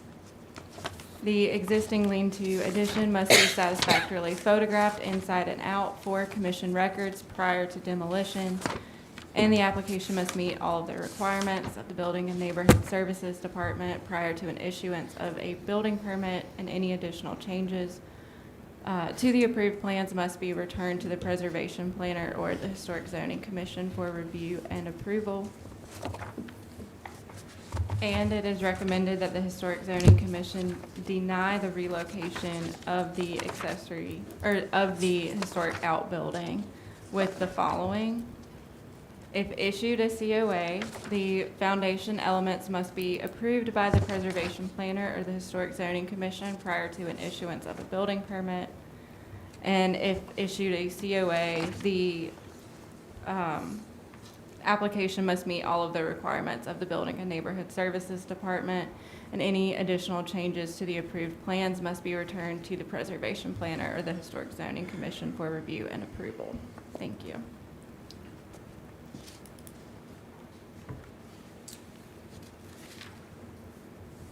Okay, and that was the new construction. That was Go for ahead. the historic outbuilding. Okay. So that's for partial demolition, Yeah, which staff and is the supporting, relocation. and relocation, which staff is not supporting. Right. Then go on with the new construction too, of the accessories. Okay, and we just want to note that due to the size of the Okay. existing outbuilding, the new proposed garage cannot be approved for a building permit unless the lean-to addition on the existing outbuilding is approved by the commission for demolition. The zoning ordinance allows for what's called minor accessory structures, which will allow for a building that's 200 square feet or less to exist on the same lot as an accessory structure, which could be a garage, it could be accessory dwelling unit, a larger size accessory structure. minor accessory structures cannot exceed 200 square feet, so the applicant is seeking to partially remove Right. that lean-to addition Right, to make that building 200 square feet. okay. Unless that's approved, then the garage cannot be supported for a building permit. All So right. I just wanted to make that very clear before moving forward with the new All right, discussion. well, let's just stop right here. Okay. And deal with the accessory, Thank you. existing I thought that'd be accessory easier. building. All right. So, if you want to just talk about that, any comments on? Yes, sir. the So. Existing accessory The existing building and the accessory- lean-to addition? Yeah, the lean-to, we definitely would want to tear, demolish and get rid of that. And then as far as the historic part of the accessory unit, like I say, we did get an engineer to come out and say that we could relocate that. We put some pictures to demonstrate how little visibility there is from the street, and you'll have basically the same visibility from the street with it relocated. Also, you have a driveway issue with the addition of the home that's still going to be there, and there's no other alternative for a driveway unless we go back to the other side of the house, which we don't, is not really feasible. So we're still, and we can't park on the side beside the house, so we've still got a big driveway issue, like, modern size, large SUVs and things can't turn through there. So, that's the reason that we're proposing moving that. Obviously, we wouldn't necessarily want to move that, but we need to for, that, Driveway. the driveway's sake. Okay, is anybody ready to make a motion then on this? I'll make a motion for discussion purposes. I would move to deny the partial demolition of the lean-to addition on the historic outbuilding, based on what I've heard thus far. Or is there a second to that?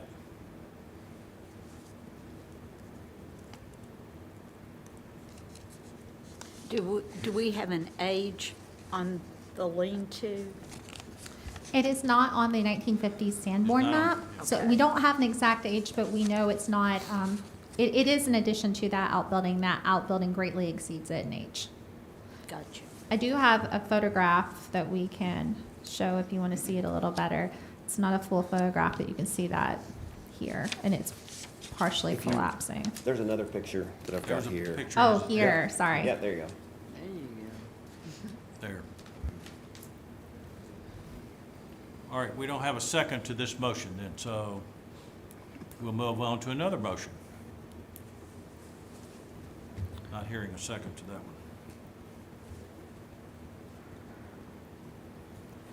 I'll make a motion to approve with conditions the issuance of a certificate of appropriateness for the partial demolition of the lean-to addition on the historic outbuilding. Okay, is there a second to that motion? Second. Thank you, Mary. Discussion. I guess I'll kick us off. Here's my concern. I heard staff say it's not on the 1950 Sanborn map, which I appreciate. I'm just cognizant of the fact that we're tasked with protecting historic structures that are deemed historic, and I'm almost historic according to our standards. 1972 is creeping up on me, yeah. And so I just am concerned that without further evidence, one way or the other, feels to me like the burden ought to be somebody coming forward and asking for an extraordinary remedy of demolishing something.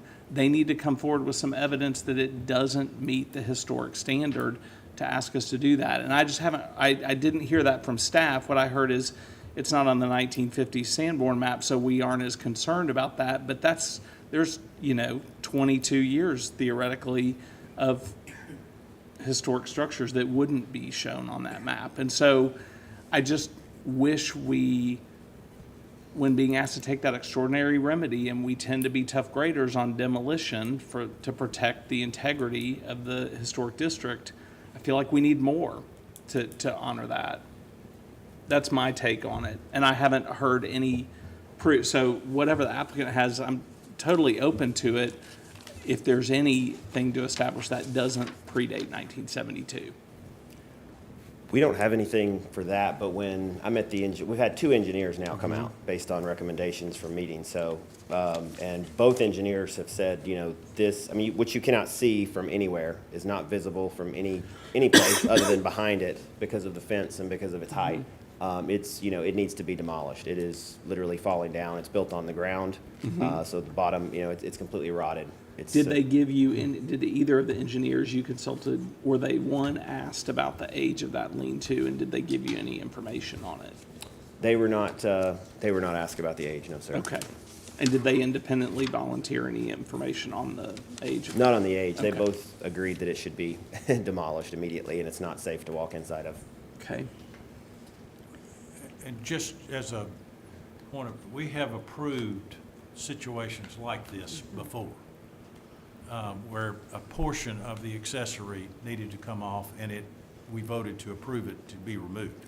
I don't have an objection to that, but if you're basing it on it not being historic, I haven't heard that yet. So that's my concern about it. Mr. Chair, in fact, just down the street where Hazel house. Scott's house was, we voted to allow the demolish at the back of the accessory building, something very similar to Very this. similar, it's very similar. Our guidelines also speak on demolition of something that has lost its historic integrity or significance. And this being all the way to the rear of the property, seems to me may fall more into that category, although in principle, I agree with Commissioner Denton wholeheartedly. In this particular case, I think there could be good grounds for allowing the demolition. Okay, thank you. Any other comments? All right, then we have a motion to approve the partial demolition of the area on the back of the existing accessory building. All in favor of that motion, please say aye. Aye. Any opposed? Mr. Denton? Okay, we're now ready for the next Mr. item, Chair? which is the movement of the accessory building. I move to deny issuance of a certificate of appropriateness for the relocation of the historic outbuilding based on staff analysis and recommendation dated April the 11th, 2022. Okay, thank you, Brian. Is there a second to that? Second. Thank you, Tyler. Discussion? So, Mr. Chair, I have a few questions for the applicant, if I may. Yes, sir. And one, so is the opening between the house and the outbuilding, is it large enough for a car to pass in between? So yes, but the angle, like I say, not a large car, so that it creates a parking issue. We don't have anywhere to park based on we have a shared driveway, so. Do you know the exact width of that between the outbuilding, the edge of the outbuilding and the edge of the house? I don't know, I don't have that. Can you venture a guess at how much it might be? 14 feet? I'm not sure totally, so. Based on this picture right here, it looks to be 12 to 15 feet in that range.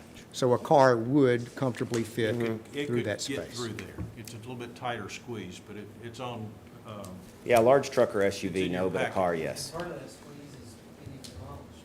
is what, yeah. No, that's getting- on, no, the part that's getting demolished, well, right there, yeah.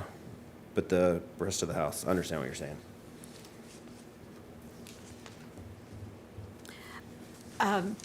If we deny moving the outbuilding, then I think we would want to see the driveway completely reconfigured, because you're going to take it out of context and have it sitting on pavement in all directions.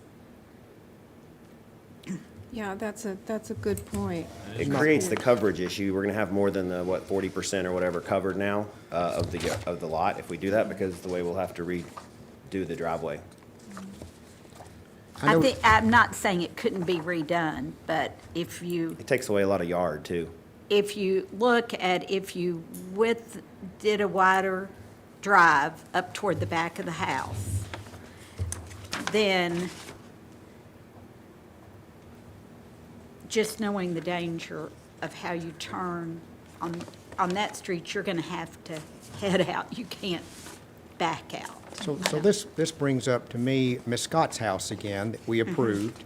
And doesn't it have something similar? There's an outbuilding that's to the right, and the drive that kind of goes in between. It's going to be very similar to And it that. could be done, but I think that would need to be, to me, part of the situation. Of the plan, you want to see that on the Yes. plan? Thank you for the interior pictures of that outbuilding. So that outbuilding is shown on the 1913 Sanborn map, and I would say it was either late 19th, early 20th, so that does show early 20th, and that beadboard that's in there. I mean, that's to me, that's a gem still that remains in Franklin has not been touched much yet. So it's over 100 years old. Our guidelines recommend against moving historic outbuildings. So that's why I can't support that. And I believe that you could reconfigure that drive in a certain way in order to preserve its location and get the parking you need for your accessory garage. And remind me why the drive can't be flipped to the other side of the home. It looks wider, actually, but it may be a grade issue. I would imagine that grading is a significant issue in that determination. We do recommend that driveways maintain in their historic configuration as much as possible. But I'm going to pull up here. You can see there's a significant amount of steps that goes up to the left And side. trees as well. A curb cut may or may not be approved by this is a state route, so it would require a new curb cut to be approved by the state in order to do that. And also would not be 5 feet off of the property line as is required by the municipal code. Okay, thank you. All right, other questions? Comments?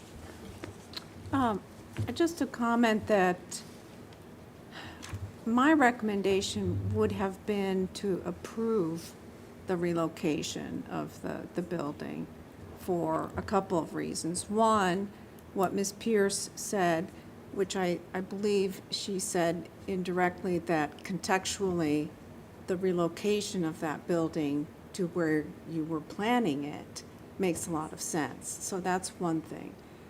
Two, it will still remain visible from the street view, a different street view, but still visible to people walking by. And then three, I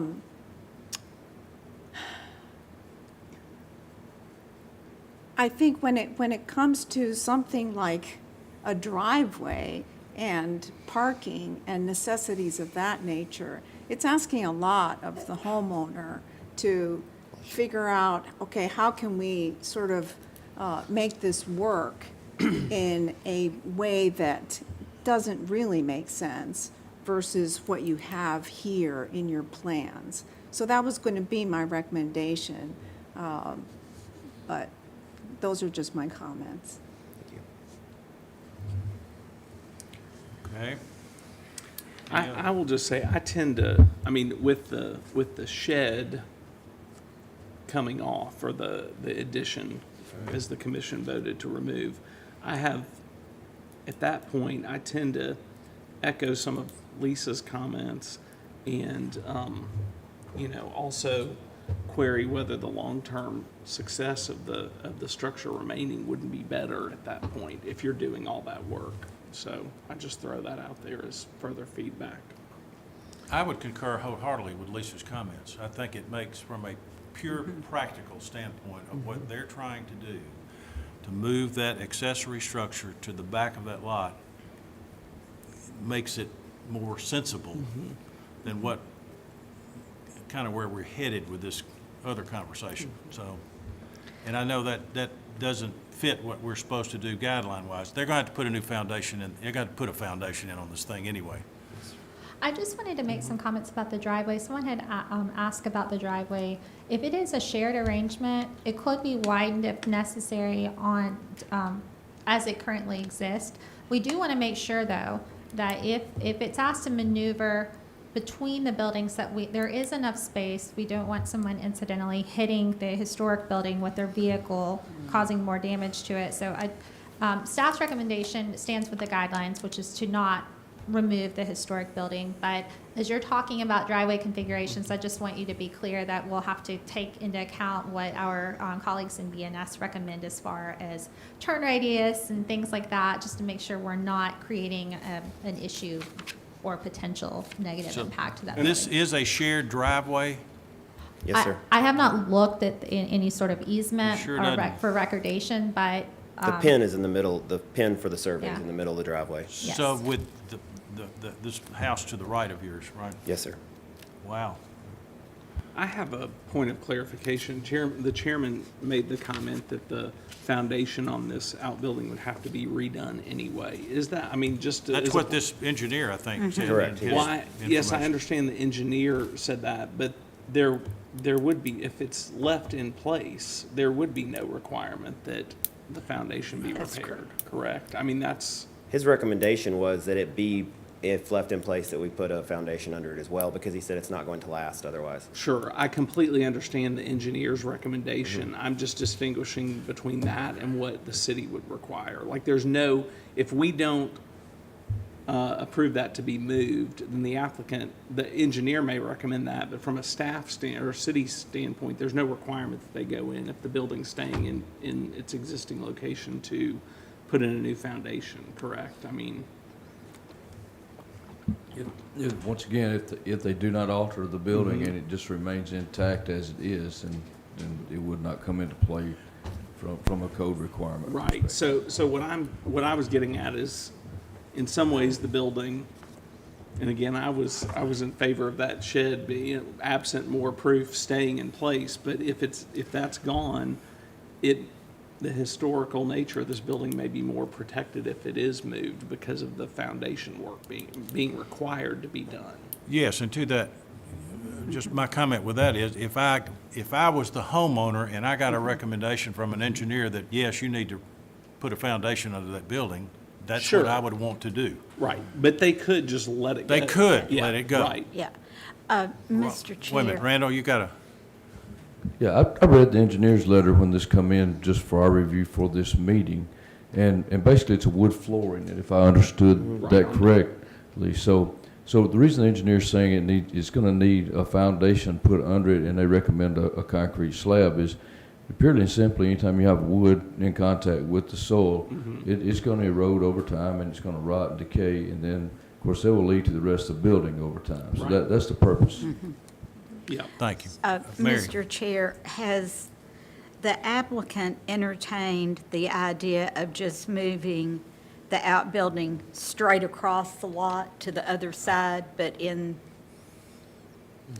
I can't answer that. Can the applicant answer that? No, with the privacy fence, I think, and the tree there, it would not be visible from the road. got you?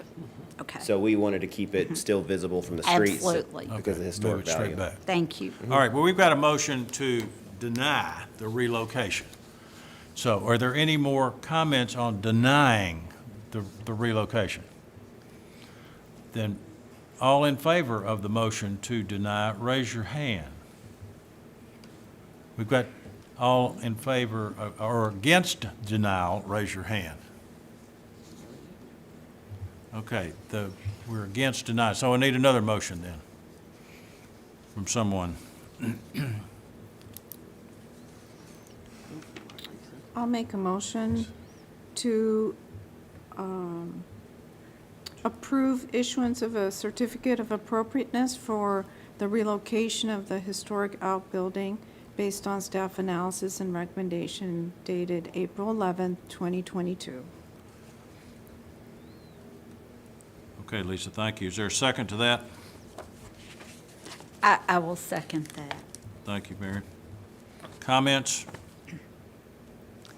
The reason that I'm seconding it is just looking at the overall project and the fact that we could very well see the building just not be maintained because of the laws that we have in Franklin. It doesn't require that. All right, any other comments? Ready to vote? All in favor of the motion to relocate this accessory building, then please raise your hand. All opposed, raise your hand. All right, that's 7 to 2. That motion is approved. All right, now we are to the new construction. Victoria. Mr. Chair, on Yes. that last one, I do not believe that we have addressed the foundation, any look of the foundation plan at all. It was a condition of approval. That it will staff come back to outlined, staff. that Okay, foundation thank elements you. would come to Thank staff, you. yes. Thank And you, Mary. That's a just to good- speak to that, Thank you. staff would be looking for a very minimal Yeah, that's. slab with very little exposure on the Right. outside. Thank you. Thank you. Okay, go ahead, Victoria. Thank you, Mr. Chair. So our final piece of this application is the new accessory structure. The applicant is proposing to build a new accessory structure at the rear of the property, which is consistent with the guidelines for location. The accessory structure is situated such that the two-bay garage portion would be visible from the street view. And the one-story scale is appropriate for the one-story scale of the principal building. The materials are proposed to be lap siding, and the applicant will need to match the exposure of the principal building.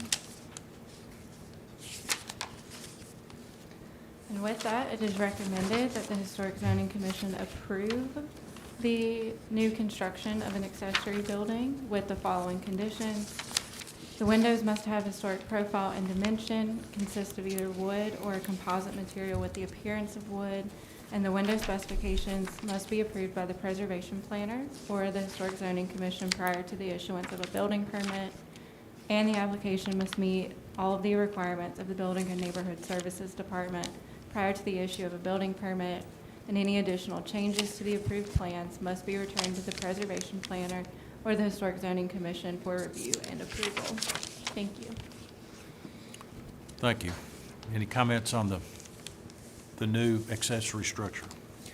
No, when we first started, we wanted to do like a smaller footprint for it, but we wanted to do 2 stories because there's next door, but because the main house is only 1, that's why it's a little bit wider, but we're in agreement with everything here that they've approved. Okay. All right, commissioners? Motion.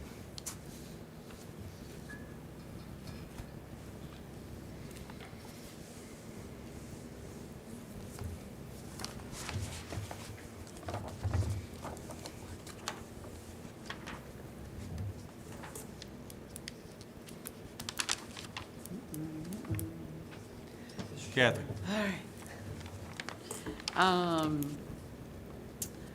I recommend to approve this portion of the proposal for the new construction of this accessory building as per the conditions listed, A, B, C, and D. That's it. Is there a second? I'll second.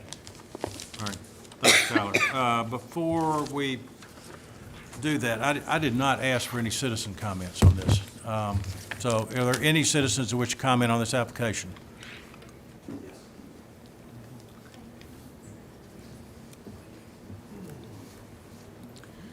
Mr. Commissioner, Commission, my name is Chuck Rose. I live at 335 4th Avenue South, better known as the backdoor neighbor. We haven't met yet, so I apologize we have to meet in this situation.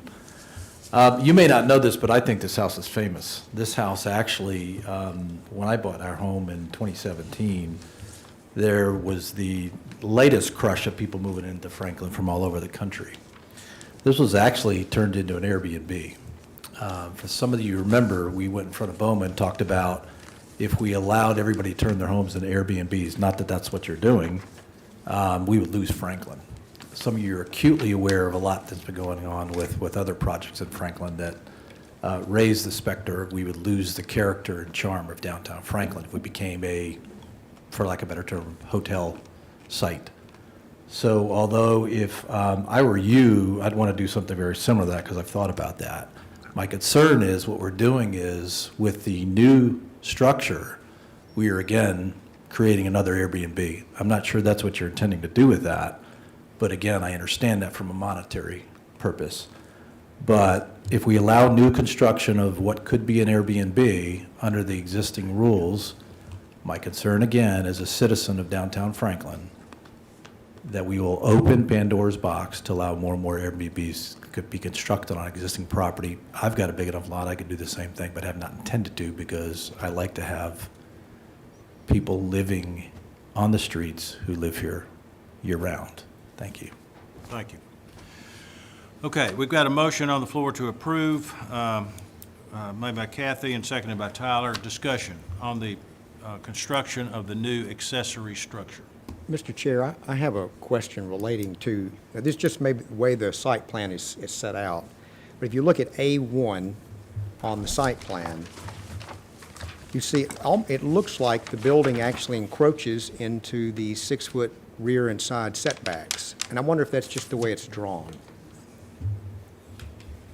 That is just the way it's drawn, yes. We had instructed and I think, because you all met with the architect, so yeah, that's, The side yard setbacks, unless this is platted to say something differently, it's 5 foot on the, for the rear and side for an accessory structure, for both accessory structures. So it's 5 feet. It's 5 feet. 5 feet, okay. They're showing the roof overhangs there. So the roof overhangs, Brandon, correct me if I'm wrong, would be past the setback a certain amount.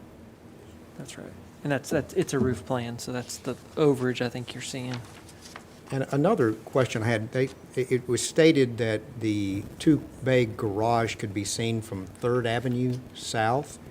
Can you actually see the garage from 3rd Avenue, where it's behind the house? maybe one angle, if the fence is completely open, but not in front of the house. As you see from the picture of the front of the house, you really can't see anything, like if you're directly in front of the house. If you walk down the street towards us right now, about, 40 feet from there, you could see a little bit of it due to that angle. That's the only way it's visible. Thank you. Other comments? I can clarify too, as someone had mentioned the eaves, the accessory structures do not allow for appurtenances to exceed the setback line. So this may need to be adjusted slightly, a matter of a few inches to ensure that that eave line is inside that 5 feet. There is a difference with principal structures that do have some called out appurtenances that can encroach into setbacks, but what I think this is a matter of just a few inches, that this might have to be adjusted forward. Amanda, as a point of, just a question for me being unfamiliar with the guidelines since I'm still fairly new. When we talk about the ratio of square footage to main house versus the detached dwelling, is it 50% of the historic footprint or 50% of the added onto? So the guidelines do not specify a certain percentage that an accessory structure needs to be smaller than the principal structure it serves. It's more about massing scale setbacks, location on the property. The zoning ordinance, however, states that accessory structures cannot exceed 50% of the footprint. The footprint of an accessory structure cannot exceed 50% of the footprint of the principal structure it serves. Okay. So that's why I had mentioned earlier, the addition had to be approved in order to allow for the zoning ordinance to approve this garage at the size that's proposed. Okay. Because the addition's approved, the garage would meet the zoning ordinance requirements. Now, it's up to the commission to decide if it feels it's subservient enough to the house to meet the intent of the design guidelines, but it does meet the zoning ordinance requirement. Okay. Yeah, because my concern is that we're, 200, almost 200 square feet over the original historic footprint of the house. And we can go back to that, whether the 1950s to 70s edition is historic or whatever. It seemed like we said it was for the house, but it wasn't for the shed. But it's... Well, age is certainly not the only Yeah, it's very big. reason by which a building's considered historic or not. It's just a portion of that, but yes. Yeah. And the existing footprint now of the current house as it sits is 92, so we're 8 feet shy of being less than 50%, even of that existing footprint of the house currently. Sure. All right, other comments? On the A4, it shows a break in the roof line on the front, and it does not show a break in the back elevation, which to me is very awkward to face a neighbor with that long continuous building.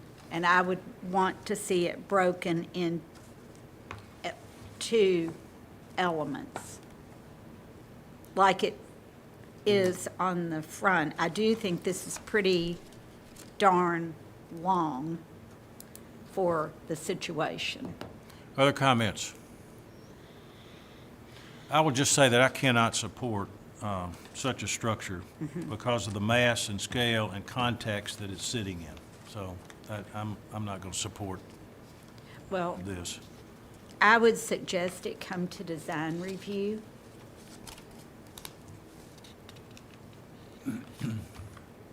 The yard also is very large. We're about half an acre. I so- understand that. And our intent, Understand. my intent was that the roof would match in the back on the front, so I thank you for noticing that. Other comments? So I've got a motion to approve that Kathy made and Tyler seconded. Is there no other comments? We'll vote. I have one question. All right. Sorry, and I know. No, you're fine, you're fine. I know I should know this. What's the length, or the width of the proposed accessory structure as compared to the width of the home?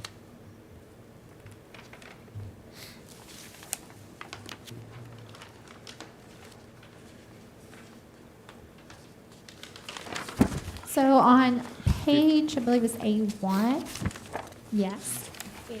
I'm going to zoom in so I can read it. It says the accessory structure length is 58 feet. I do not know the exact, 61 feet, it looks like, on the home. yes, I believe the Existing zoning field ordinance would verified. What- require it to be less wide, but it is as rendered, yes. So it's only 3 feet Yes. more narrow than the home. Okay. But there is only the limited visibility from the one angle. Is the only way it's visible from the street. Okay, anything else? We've got the motion to approve then, so all in favor of the motion to approve, please say, or please raise your hand.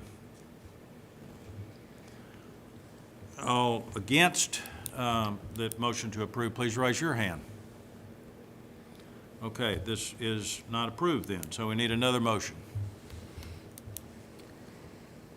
I'd like to make a motion to defer this part of the application to our next design review committee. The next voting meeting, which would be May. Next voting meeting, correct.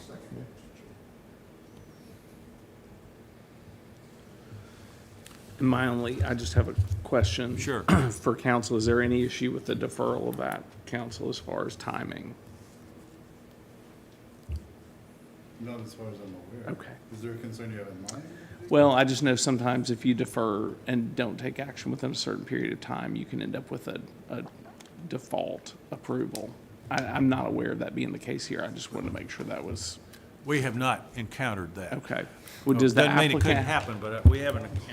Yeah, Usually, does- if it's deferred, then the applicant will come, hopefully to design review with some more ideas, and Right. then we go to the next voting meeting with whatever comes out of Sure. that design review. Just as a question for the applicant, would you have any objection to the deferral on this piece?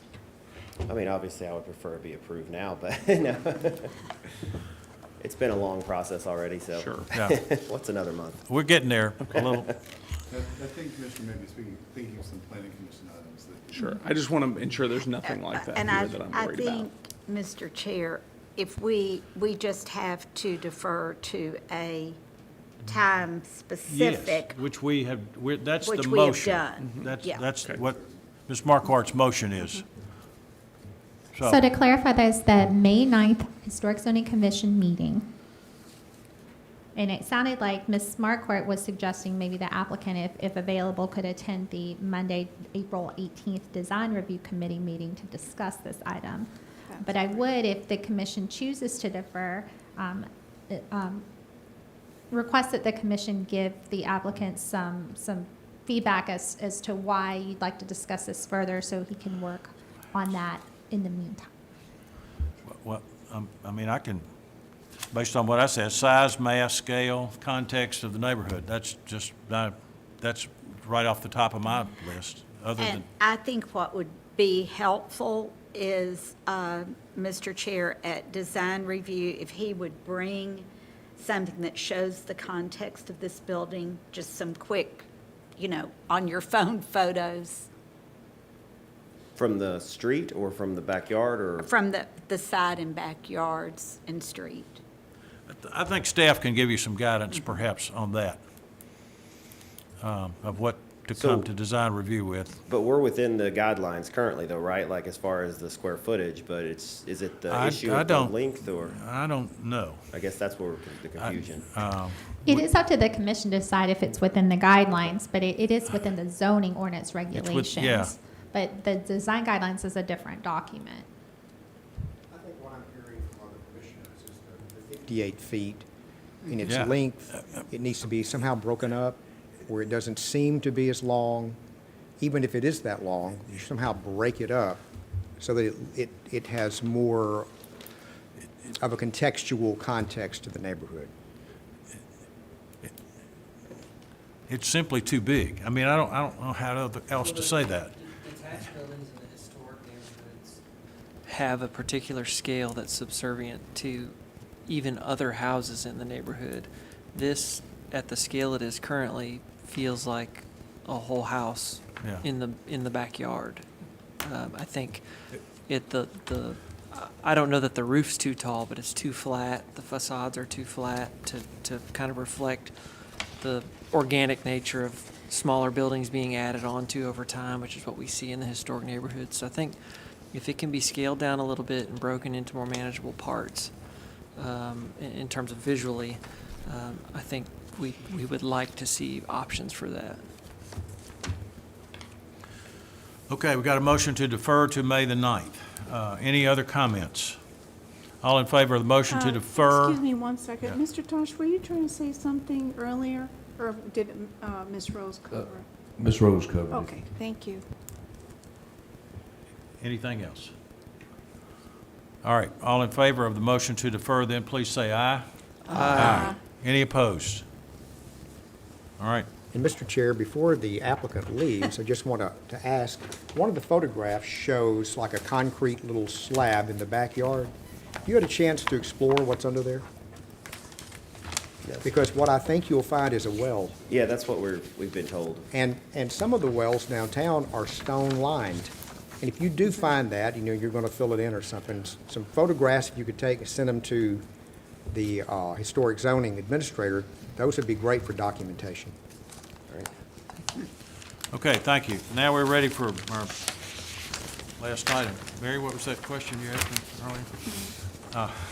Yeah, I know. Thank you for your sound advice. Thanks, Victoria, that was a in-depth one. Okay, You're brilliant.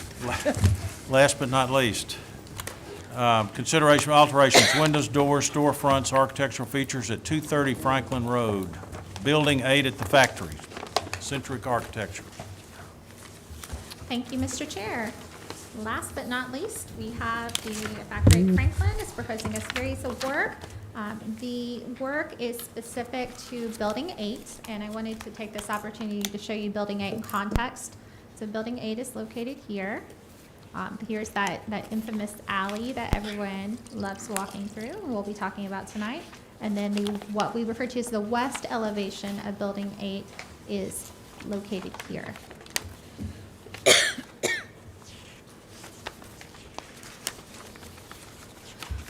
So I have divided this recommendation into a couple of different parts to try to make it easier to follow along. I'd like to talk about the west elevation, which is page 3 of the application first. You can see that here. The applicants were proposing to remove a non-historic shed that was built against the wall here. You can see that here. And we all saw it at the site visit. The removal of the corrugated metal panel that covers this historic factory element, I think it's a conveyor. The alteration of 3 window locations on this left side to accommodate new door openings. You see those here. and the placement of a new storefront and new window respectfully within that location where that shed is currently located. So you can see in this photograph, there are holes there, they're boarded up behind that shed. That's how you access the shed from the inside. The applicant would like to take that opportunity to fill that with a storefront in one opening and a window in the other. These are locations, again, where there are existing openings, the brick had been removed. So the shed addition removal is appropriate as it does not possess any historic integrity and its removal will not adversely impact the district's character. I don't know the exact age. There are a number of considerations when determining if something's historic. Age is definitely one of those, but it is staff's contention based on the context of the property that this shed addition lean-to to the historic building is not going to be considered historic in integrity, and its removal would not adversely impact the context of the property or the district. The removal of the metal panel that covers the historic factory element is appropriate, and it was recommended by DRC in order to allow the community to actually understand the function of this structure historically. The alteration of the historic windows is not recommended. That would be the windows to the left of the historic factory element. But it should be noted that the applicant has heeded the recommendations of the DRC by proposing to lower the window sills at the center of the windows only, so as to allow the placement of a single glass door without damaging or removing the entire windows. So you can see, now go ahead and zoom in. This is page 3 if you're following along. Previously, the applicant had talked about removing the windows in their entirety. The applicant has followed DRC's recommendations instead of just focusing on lowering that sill at the center, keeping the historic window and altering it only slightly in order to allow those openings to be added in. And finally, the infilling of the areas where brick had been previously removed with a new storefront and window to match the historic window profiles elsewhere on the facade is appropriate. Now, Mr. Chair, if you'd like, I can go ahead and talk about the alley.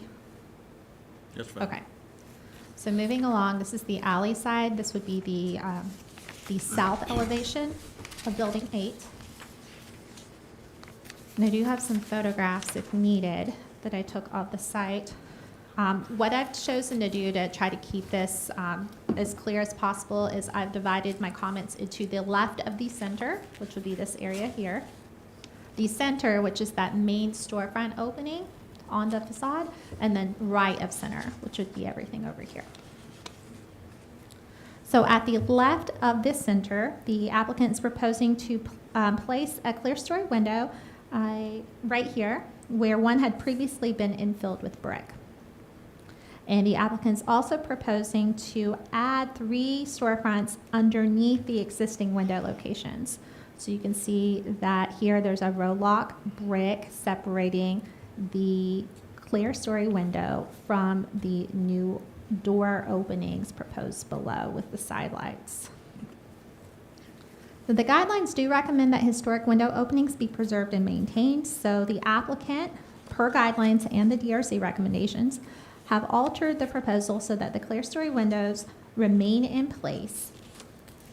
And the applicant is separating those windows to ensure they remain in place with a thin brick row lock in order to allow for storefronts to be added underneath without any consequence to those historic windows. The guidelines state that new entrances are required for code, so they should be, that new entrances should only be added if required for code, and they should be considered only on rear elevations designed simply and using detailing similar to that used at the historic entrance with single lights used for any doors. The placement of new entrances is appropriate here, left of center, so long as the doors are installed at the existing exterior grade. Those of you who've been out to the site understand there's some areas where the grade appears to be higher on the outside, or there's some steps that would indicate that the finished floor is higher than the grade from the outside of the building. So my analysis is based on these doors being added so they match the exterior grade, that there's no step up. And that would be appropriate to do that with any sort of changes to the grade taking place on the inside of the building as opposed to the outside. Okay, so moving to the center, which is again this big storefront existing here. The alteration is to the storefront through the removal of the soffit on the interior of the vestibule area, and any of those non-historic materials, and which is the storefront itself, and the replacement with a new storefront that matches the color and profile of the adjacent historic windows. There is a wing wall there, and I'm going to skip ahead to I might have them in my photo gallery. You can see this wing wall on each side. There is a slight wing wall. Those wing walls are proposed to be maintained, and the track here in lintel is proposed to be maintained as well. The soffit is this. It's like artificial ceiling that's been added in, and then the storefront itself proposed to be removed and replaced with something that is more similar to the historic windows that you see up and down the alley. So the guidelines do support the removal of the non-historic elements and its replacement to better match the detailing contextually. The preservation and maintenance of the historic architectural features that I pointed out is encouraged by the guidelines, so we do appreciate the applicant looking into that as recommended by the DRC. Now going back to right of center, it's this area here. The applicant is proposing to place 4 new storefront or window walls beneath the taller clear story windows. These are all existing, and you see they're taller than what you see on the left side. They're proposing to place them underneath, lined up underneath here, and to place new glass doors within these cinder block areas behind these sliding doors. The sliding doors are existing and historic. The DRC, during its site visit, had recommended those be preserved and maintained. While they are fixed, there is a slight gap, and staff looking through looked to see what was behind it. There are cinder blocks behind it. The walls have been cinder blocked. I think they might be painted, but they're definitely not historic brick masonry. In combination with everything else going on in the building, it is a cinder block. So the proposal to remove the non-historic siding or masonry material to add those doors in would be appropriate, because right now it's currently non-historic. The applicant is proposing to keep these sliding doors, and they would be functional, you know, on the track. So you can see, I think this one currently is pushed over to the side. It's all meant to emulate what's there currently, but using those cinder block walls to add those doors in. Now, the guidelines do state that new entrances should be only considered on rear elevations, designed simply using detailing like that used on the historic entrance, with side lights used, or single light glass used for doors. Single light glass and wood would be appropriate for a Main Street context. In this case, everything is metal and glass, and so using a metal door with a single light glass is appropriate. The placement of new entrances is appropriate so long as those doors, again, are installed at existing grade. The guidelines do also recommend that one preserve and maintain original exterior masonry walls and details, however.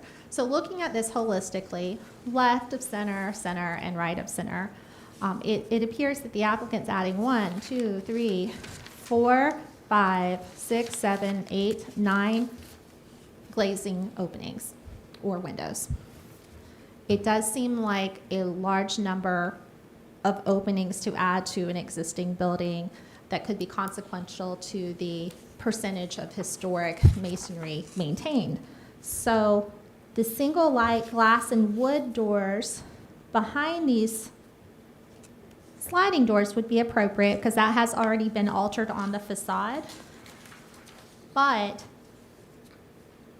it would be appropriate for the applicant to consider losing a couple of these openings because it is a great percentage of masonry being removed.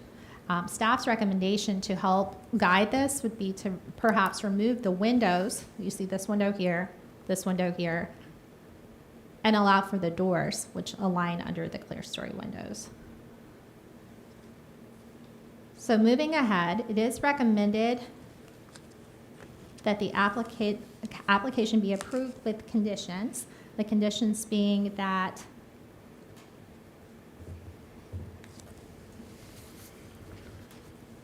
because the guidelines recommend the preservation and maintenance of original windows, openings, dimensions, and detailing, that the proposed alterations to select window openings at the west elevation, again, this one, not be approved. Again, that the guidelines do not recommend altering historic windows. And so the west elevation of Building 8, specifically these three, cannot be supported by the guidelines and must be removed from the plan set. The guidelines also state that we work to preserve historic masonry. So looking at the alley elevation of Building 8, because the alley elevation in total is proposed to have 7 new openings, a combination of 5 entrances and 2 windows, that the applicant work to eliminate some of these at the right side, and its staff suggestion that it be these 2 window walls, and that those be removed from any approved plan set. I wanted it to be noted that the application does note some signage. It does note that new paving materials would be employed, but those are not being vetted as part of this application. There's not, I don't believe it's the applicant's intent that they are, and more sufficient information would be required in order to do that. So no signage or paving materials are being considered as part of this application. Everything must meet the requirements of the city prior to issuance of a building permit, and any other changes will come to staff or the commission for review and approval prior to work commencing. And if you have any questions about my recommendation, I'm happy to speak through that again. I know it's a lot of moving parts. Thank you. I'm sure there will be. Gina, welcome. Thank you. You got any comments on the application as it is, and especially address this last part on the elevation she was just describing? Yeah, there's 2 parts that I'd like to address, and if you're not tired of me coming back to look at this building, hopefully this is the last time you'll see me for this one. But when we had our site visit and the follow-up DRC meetings, one of the things we noted about this building, and really for the factory at large, is that it's really functioning as a mall at the moment, and so you really have to go into one central opening and then access everything from the inside. And our hope to really activate the outside of the property and the outdoor space, which is, plentiful on the site, is to really engage in a way that doesn't require you to go in one entrance and access things. So that's really the premise of why we did this with Building 8. So if you start at the west elevation, if you guys remember, we initially were taking off that structure, and I think after we all met on site, decided it was definitely worth keeping, and so we're keeping that as an element. The windows to the left of it, again, it's this building is at the rear of the site. We felt if any portion of the building would be modified with these openings, it is one that's not visible from Liberty Pike, it's not visible from Franklin Road, and so at the rear of the site, we felt it was appropriate to do this. And, as we walked up and down that alley and on that parking lot side, it's really an amazing experience, except it feels like a service corridor right now, and really wanted to get people out there, and if they could only go in one center door or not really see what's happening inside, we just felt like that activation may not happen to make it truly successful. So I'll address the ones on the parking lot side first, which is the west elevation. Again, we envision having several small tenants in these buildings that don't have to go to the central corridor. These are retailers, potentially galleries. There's a list of things that we'd want to have there that would want to have exterior access to promote pedestrian activity outside. As we go down the other side of the alley too, as Amanda had broken it out to the right side, the reason those additional windows are there, again, is to promote. If it's a retailer or a shop, they certainly want people to be able to see into their storefronts. And so since that was at the rear of the property, we felt that was a location where we could do something like that and allow pedestrians to really see in and look in and we're hoping to have art walks and things of that nature on the site, and those were the best ways to achieve that. So that's why we had looked at that and really took the notes that everyone gave us on site of trying to keep as much as we could. So that's why the west elevation is really keeping those historic windows. Like Amanda said, we initially had taken those down to the ground. We are not doing that. And then along the alley, just to clarify one thing Amanda said, that's the existing row lock will remain. We will go underneath it and then put our doors underneath that. And then, we're not touching the clerestories on the right side. So those are my comments. Thank you. Thank you. Are there any citizens who wish to comment on the application? All right, hearing none, we need a motion, commissioners, to talk, and let's see, I guess we can deal with the whole thing rather than breaking it up to sides. So is there a motion then?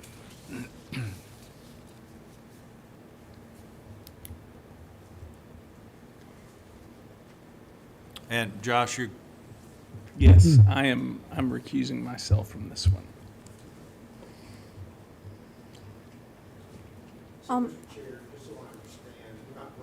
Into two motions, but into one? I would like to do one, but if you want to do two, go for it. I'll make a motion. Okay. If that's all right. I'll Yep. move to approve with conditions a COA for the proposed alterations.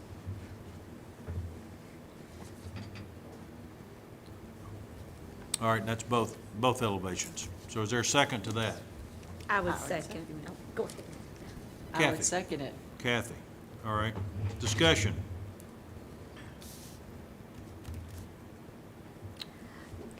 I have a question for the applicant. Fire. So, we're talking about activating, the front of the building and the space. But if you were to walk into this building underneath where the conveyor was, do you walk into a big open space? Is it like you said, a mall? Can you access tenant spaces from a hallway on the inside? What is there now? Right now, it's open. There's that one central hallway off of the alley. There is a hallway there currently that you could you go down there and you access both sides of the building. This side of the building, and Benton, you can correct me, this side of the building, I believe, was a church was in the space, and so they took the space. So right now, you walk in, and it's the whole space. So the hallway only comes from the alley side to the rear, or the side property line, I guess you would say it. And when you say alley, you mean underneath this conveyor? No, the other side. The other side I'm calling the alley, not underneath the conveyor. So that central door there, right now, that one, if you walk in that, there's walls on either side of you, and there's a hallway that takes you all the way through the building. If you go to the other side, where the conveyor is, right now you walk into that space, and it is currently an open space. You can probably talk to that better. It is now. The intent is to kind of an L shape around that side of the building to activate the west elevation too. So it could be multiple tenants, and the idea is to have small retailers or artisans to kind of, give a little bit of activation on both the alley and on the back of house parking lot. So that porte-cochere kind of entrance is what we kind of call it. It kind of acts like a porte-cochere right now. It would really kind of blend out, so you would have more, or you could have more options for storefronts. So in theory, someone could walk into the main entrance under the porte-cochere, and there could be tenant spaces that you access through from the Yes. inside rather than the outside. Correct. So on the alley, you have the alley, and you have those entrances, and you would, if you step in, you step in inside. On the west elevation, there would be a sidewalk to access those. And the sidewalk is that alley, that's the west elevation. The west elevation Is is that on, so right elevation? now, there's landscape bed. Okay, that's the west. So there would be a sidewalk just to access those exterior doors. There's not, the grade is fine, the door would be at the same elevation as it would be a continuous line, but there would be an exterior sidewalk. And so I'm just concentrating now on this west elevation, not where the alley is. When I look at the existing and the proposed, where my eye is drawn, when I see what is existing, I get that factory feel about what it is.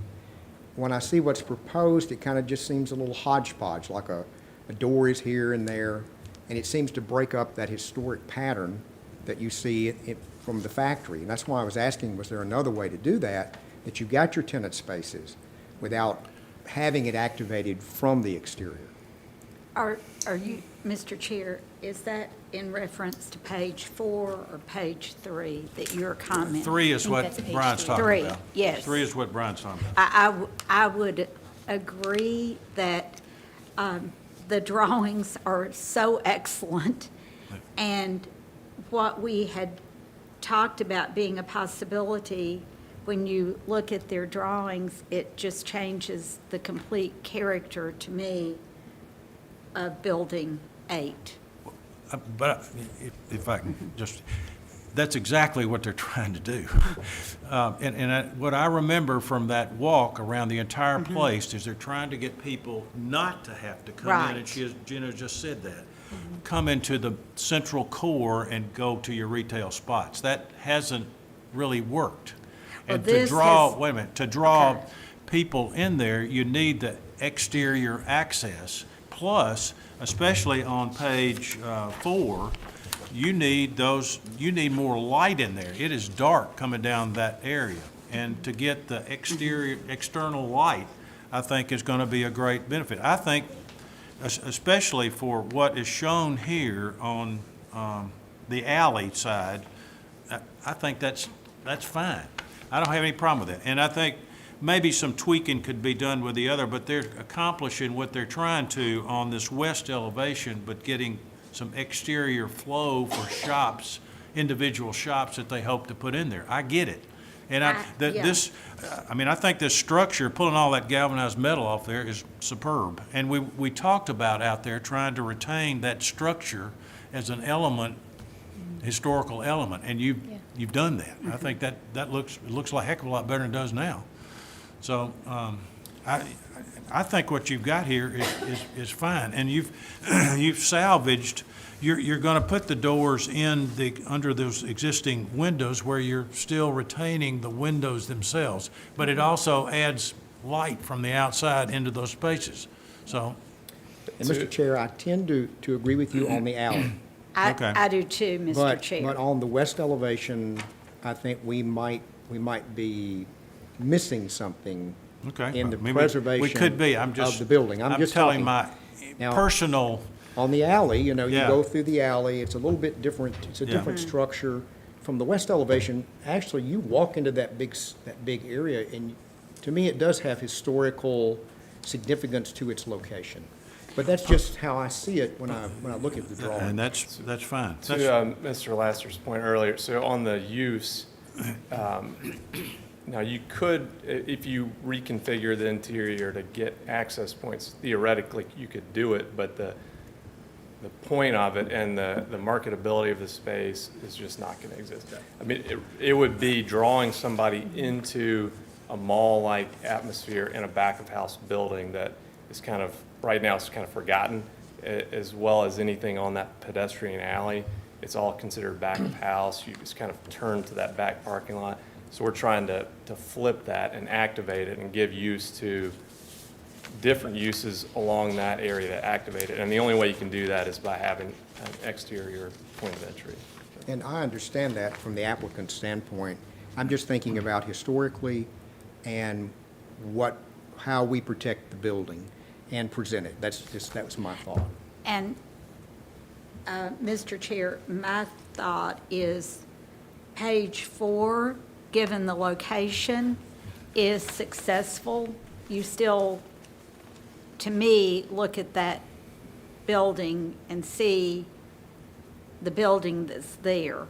And I think the change is more profound on Building 8.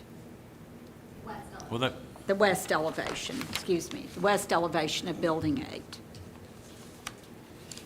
Yeah, I think when we stood out there, we all kind of agreed at the idea that putting some openings on this west elevation made sense, and it maybe made sense in our minds that they were interjected into these windows as they're shown.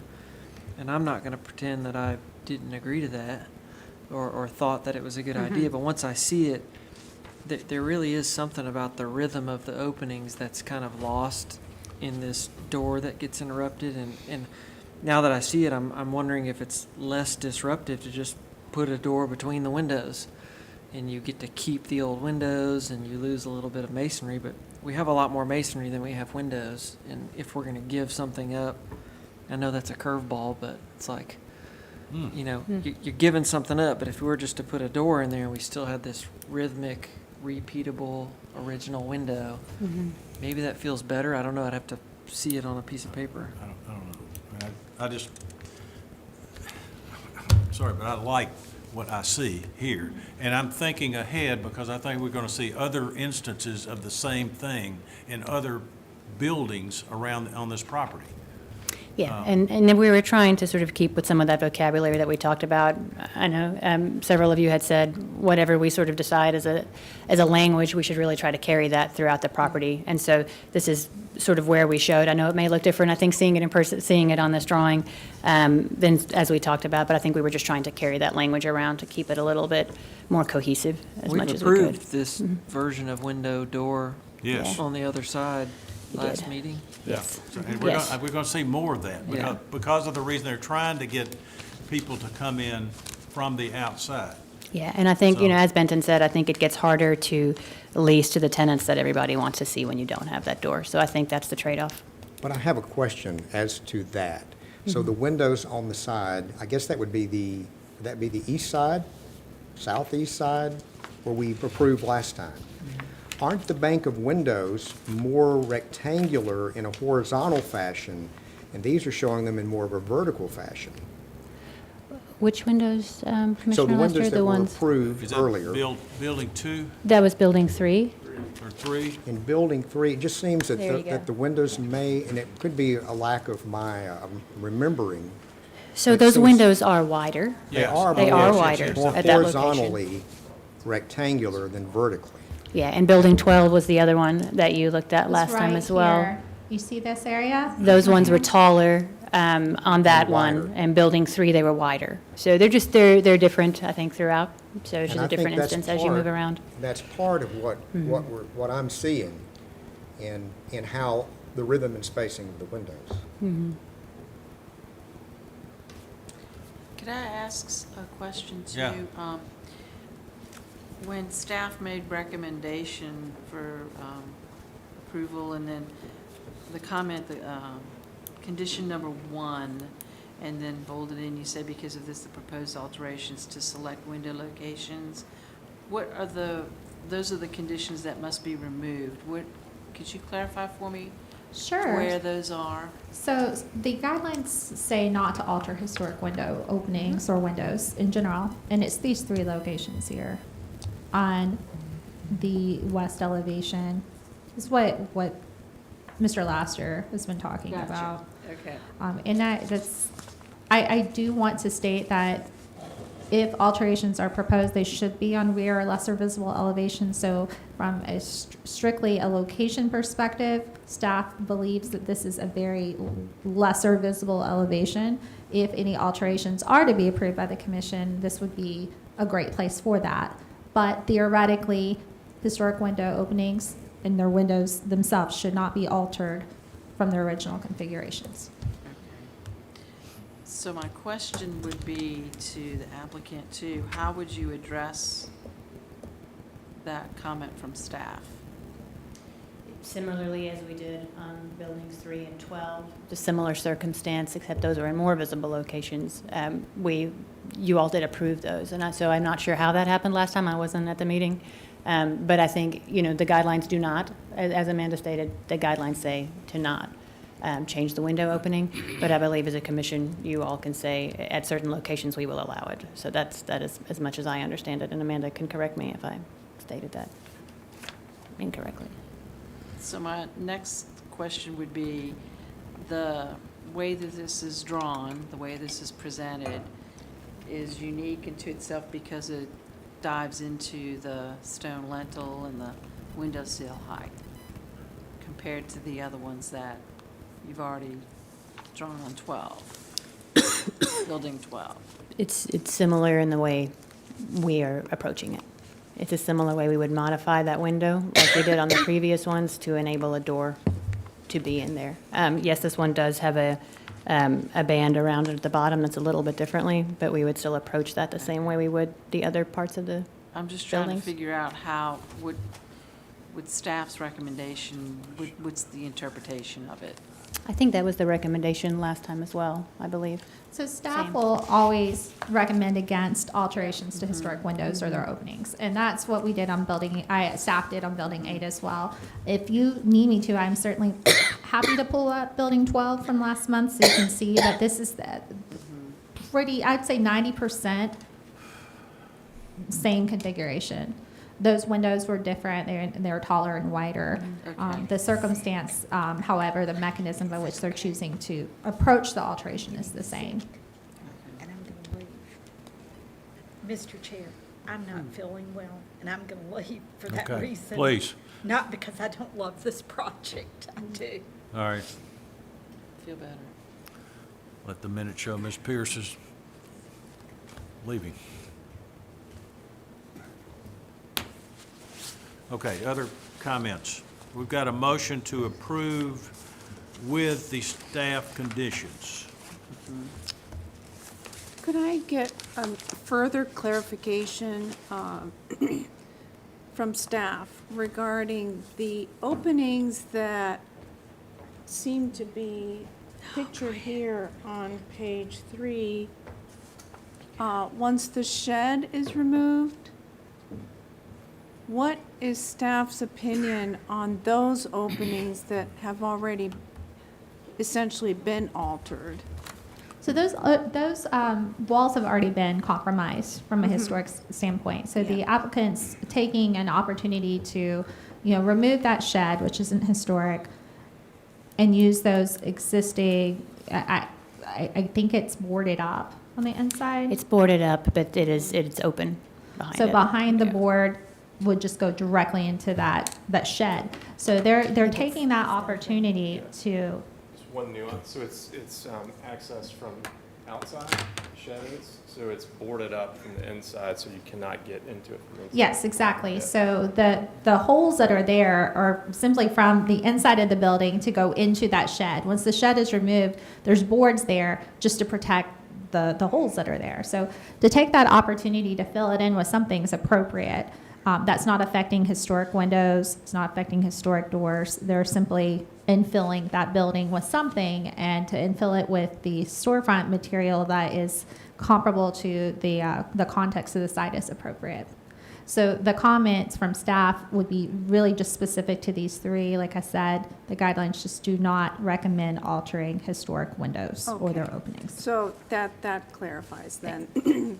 Your comments are limited to the 3 on the left, and then on the right, in terms of activation and access to the building, you've got 2 doorways there on the right, correct? It's one doorway and one window. 1 doorway and 1 window. You can see at the bottom of page 3, I've got my cursor here, if that helps. Mm-hmm. Okay, I see, yeah. So now you have 2 doorways, correct? That's right. Yes, there's an existing one in the middle. There are 2 that are existing in the middle. Yeah. You want to show those, Amanda? And then we are adding the one where the shed Yeah. was.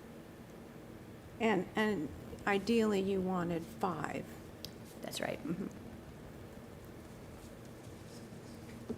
1, 2, 3. We'd be Brian. adding 4. We'd be adding 4 Mhm. from what is there currently. Wait a minute, where? Wait a minute, go, adding 4. One, I don't see 4. 4 doors. Well, wait, Sorry, oh, 4 there doors. there are 3 on the left one. I was looking at this top right drawing. It was showing, okay, there's your 4th. There's one missing. Yeah, there's one missing. Never mind. Okay, what, Brian?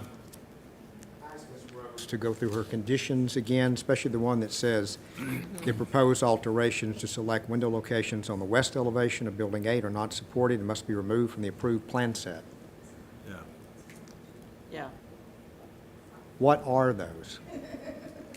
Did you hear that, Amanda? Yes, Clarify I'm your sorry, de- I was making sure we have a quorum. Yes, we do. Clarify the number one condition that you've got. The proposed alterations to select window locations at the west elevation of Building 8 are not supported and must be removed. It's I the don't- 3 windows I pointed out previously, 1, 2, 3. They're altering historic window openings and cannot be supported by the guidelines. As I mentioned, where those openings already exist behind that shed that's proposed to be removed, those are openings. And they're not altering any openings, they're just infilling existing openings, and that can be supported. I still am thick as mud, I guess. I don't understand what you just said. Okay, so the existing condition you see here, there's several windows, Yeah? there's the conveyor, Right, I and got then that. there's a shed addition. I got that. And that's where your 2 boards are on the inside. And they want to remove those boards and Right. just put in glass. Right. So that's supported. These 3 windows, That's, okay. 1, 2, 3, they're wanting to remove the seals and remove a portion of the window so that they can Right. add And 3 put the doors there. Yeah, Yes. I got that. So my comments are simply that these doors cannot be supported by the guidelines. It would have to be removed in order to meet, for the plan to meet the guidelines. Okay, all right. So an approval means those, the board approves.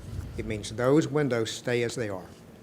An approval is, with staff conditions, would be that those are gone. Yeah, the doors are doors are gone. The doors are gone, yes, But the sir. windows stay as they're historically configured.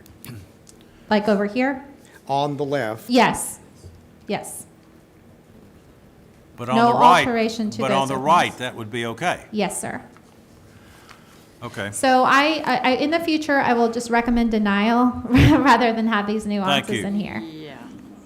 All right, Because my what's- question was. It was just trying to minimize the number of motions. Yeah, All right. and this is what we approved previously at buildings 3 and 12, was the doors like this. Okay, Kathy. That's what I was trying to clarify. Well, how would the applicant address that if staff is recommending that it be removed? And, It was the same as I believe the last time. I believe last time it was not supported by staff to include those openings, and I believe you all chose to support adding those openings.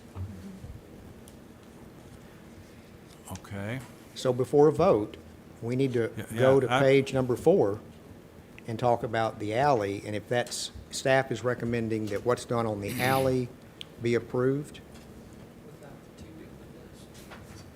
Yes, with the Without the condition two that big those, windows. those 2 large windows be removed from the plan, yes.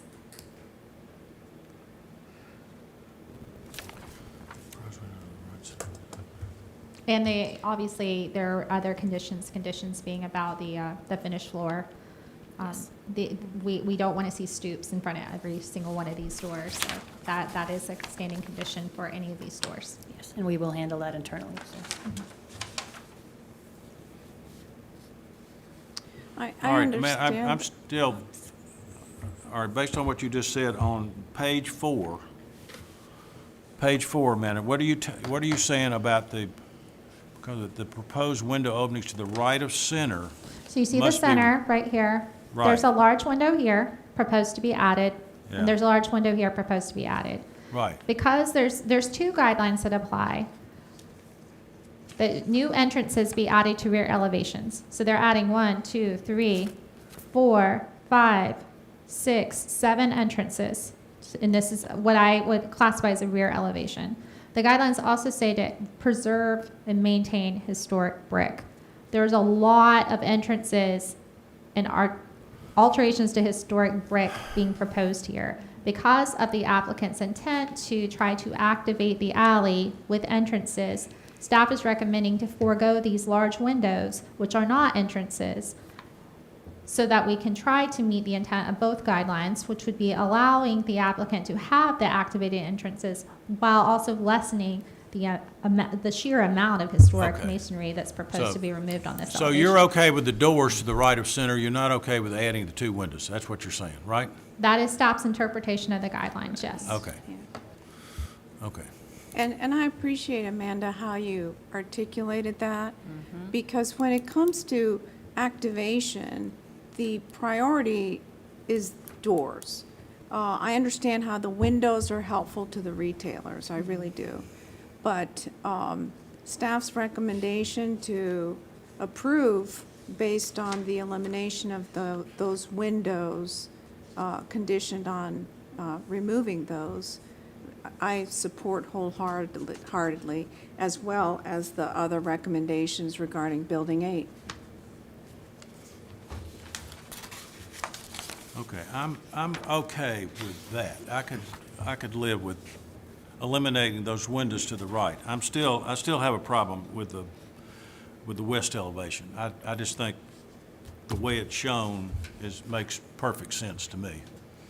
So I guess that puts me, based on the motion, that puts me in a no vote position because I can't go with that on the west elevation. I like what they've drawn.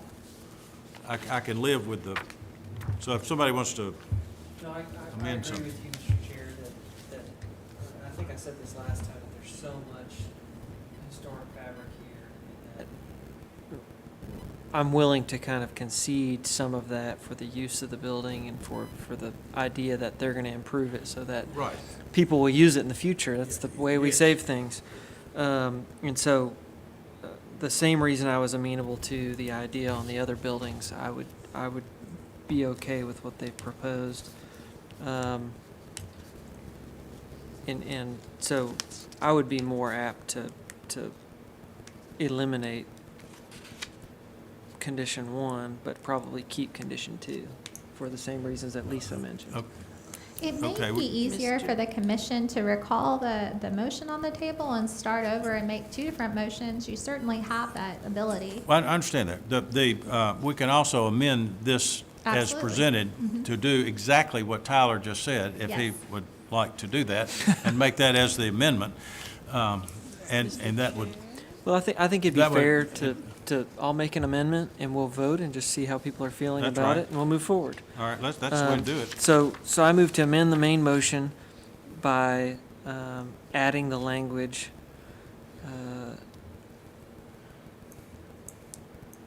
to approve the proposed alterations without condition 1, but including condition 2, 2, I'm 3, sorry. 4, and 5. I just noticed that.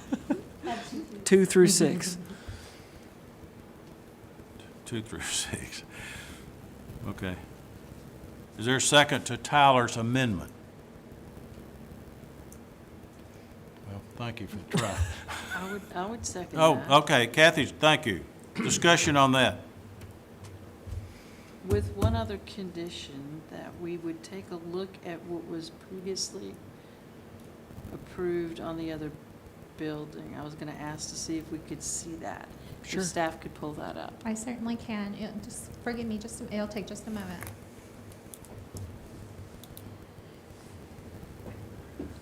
For consistency purposes.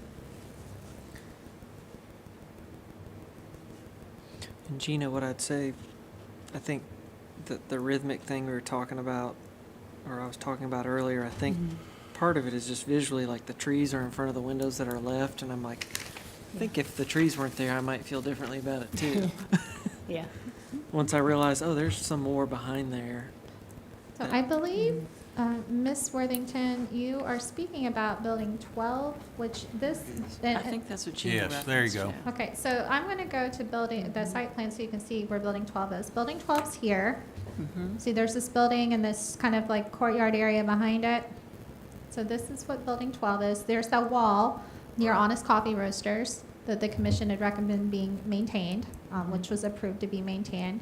You can see the openings here. I think the difference that you're perceiving is that these are much larger windows and the doors are Yes. centered. And what you're seeing over here is that the windows are much taller and narrower, and so there's a much smaller space on either side of the doors that are proposed. Well, and the side light too is kind of a different thing. It is. And so if the door could be made just to fit the light pattern, that would change things too. So it's a little do bit that. more brick removal Yeah. because of the side light condition. Would you not think that?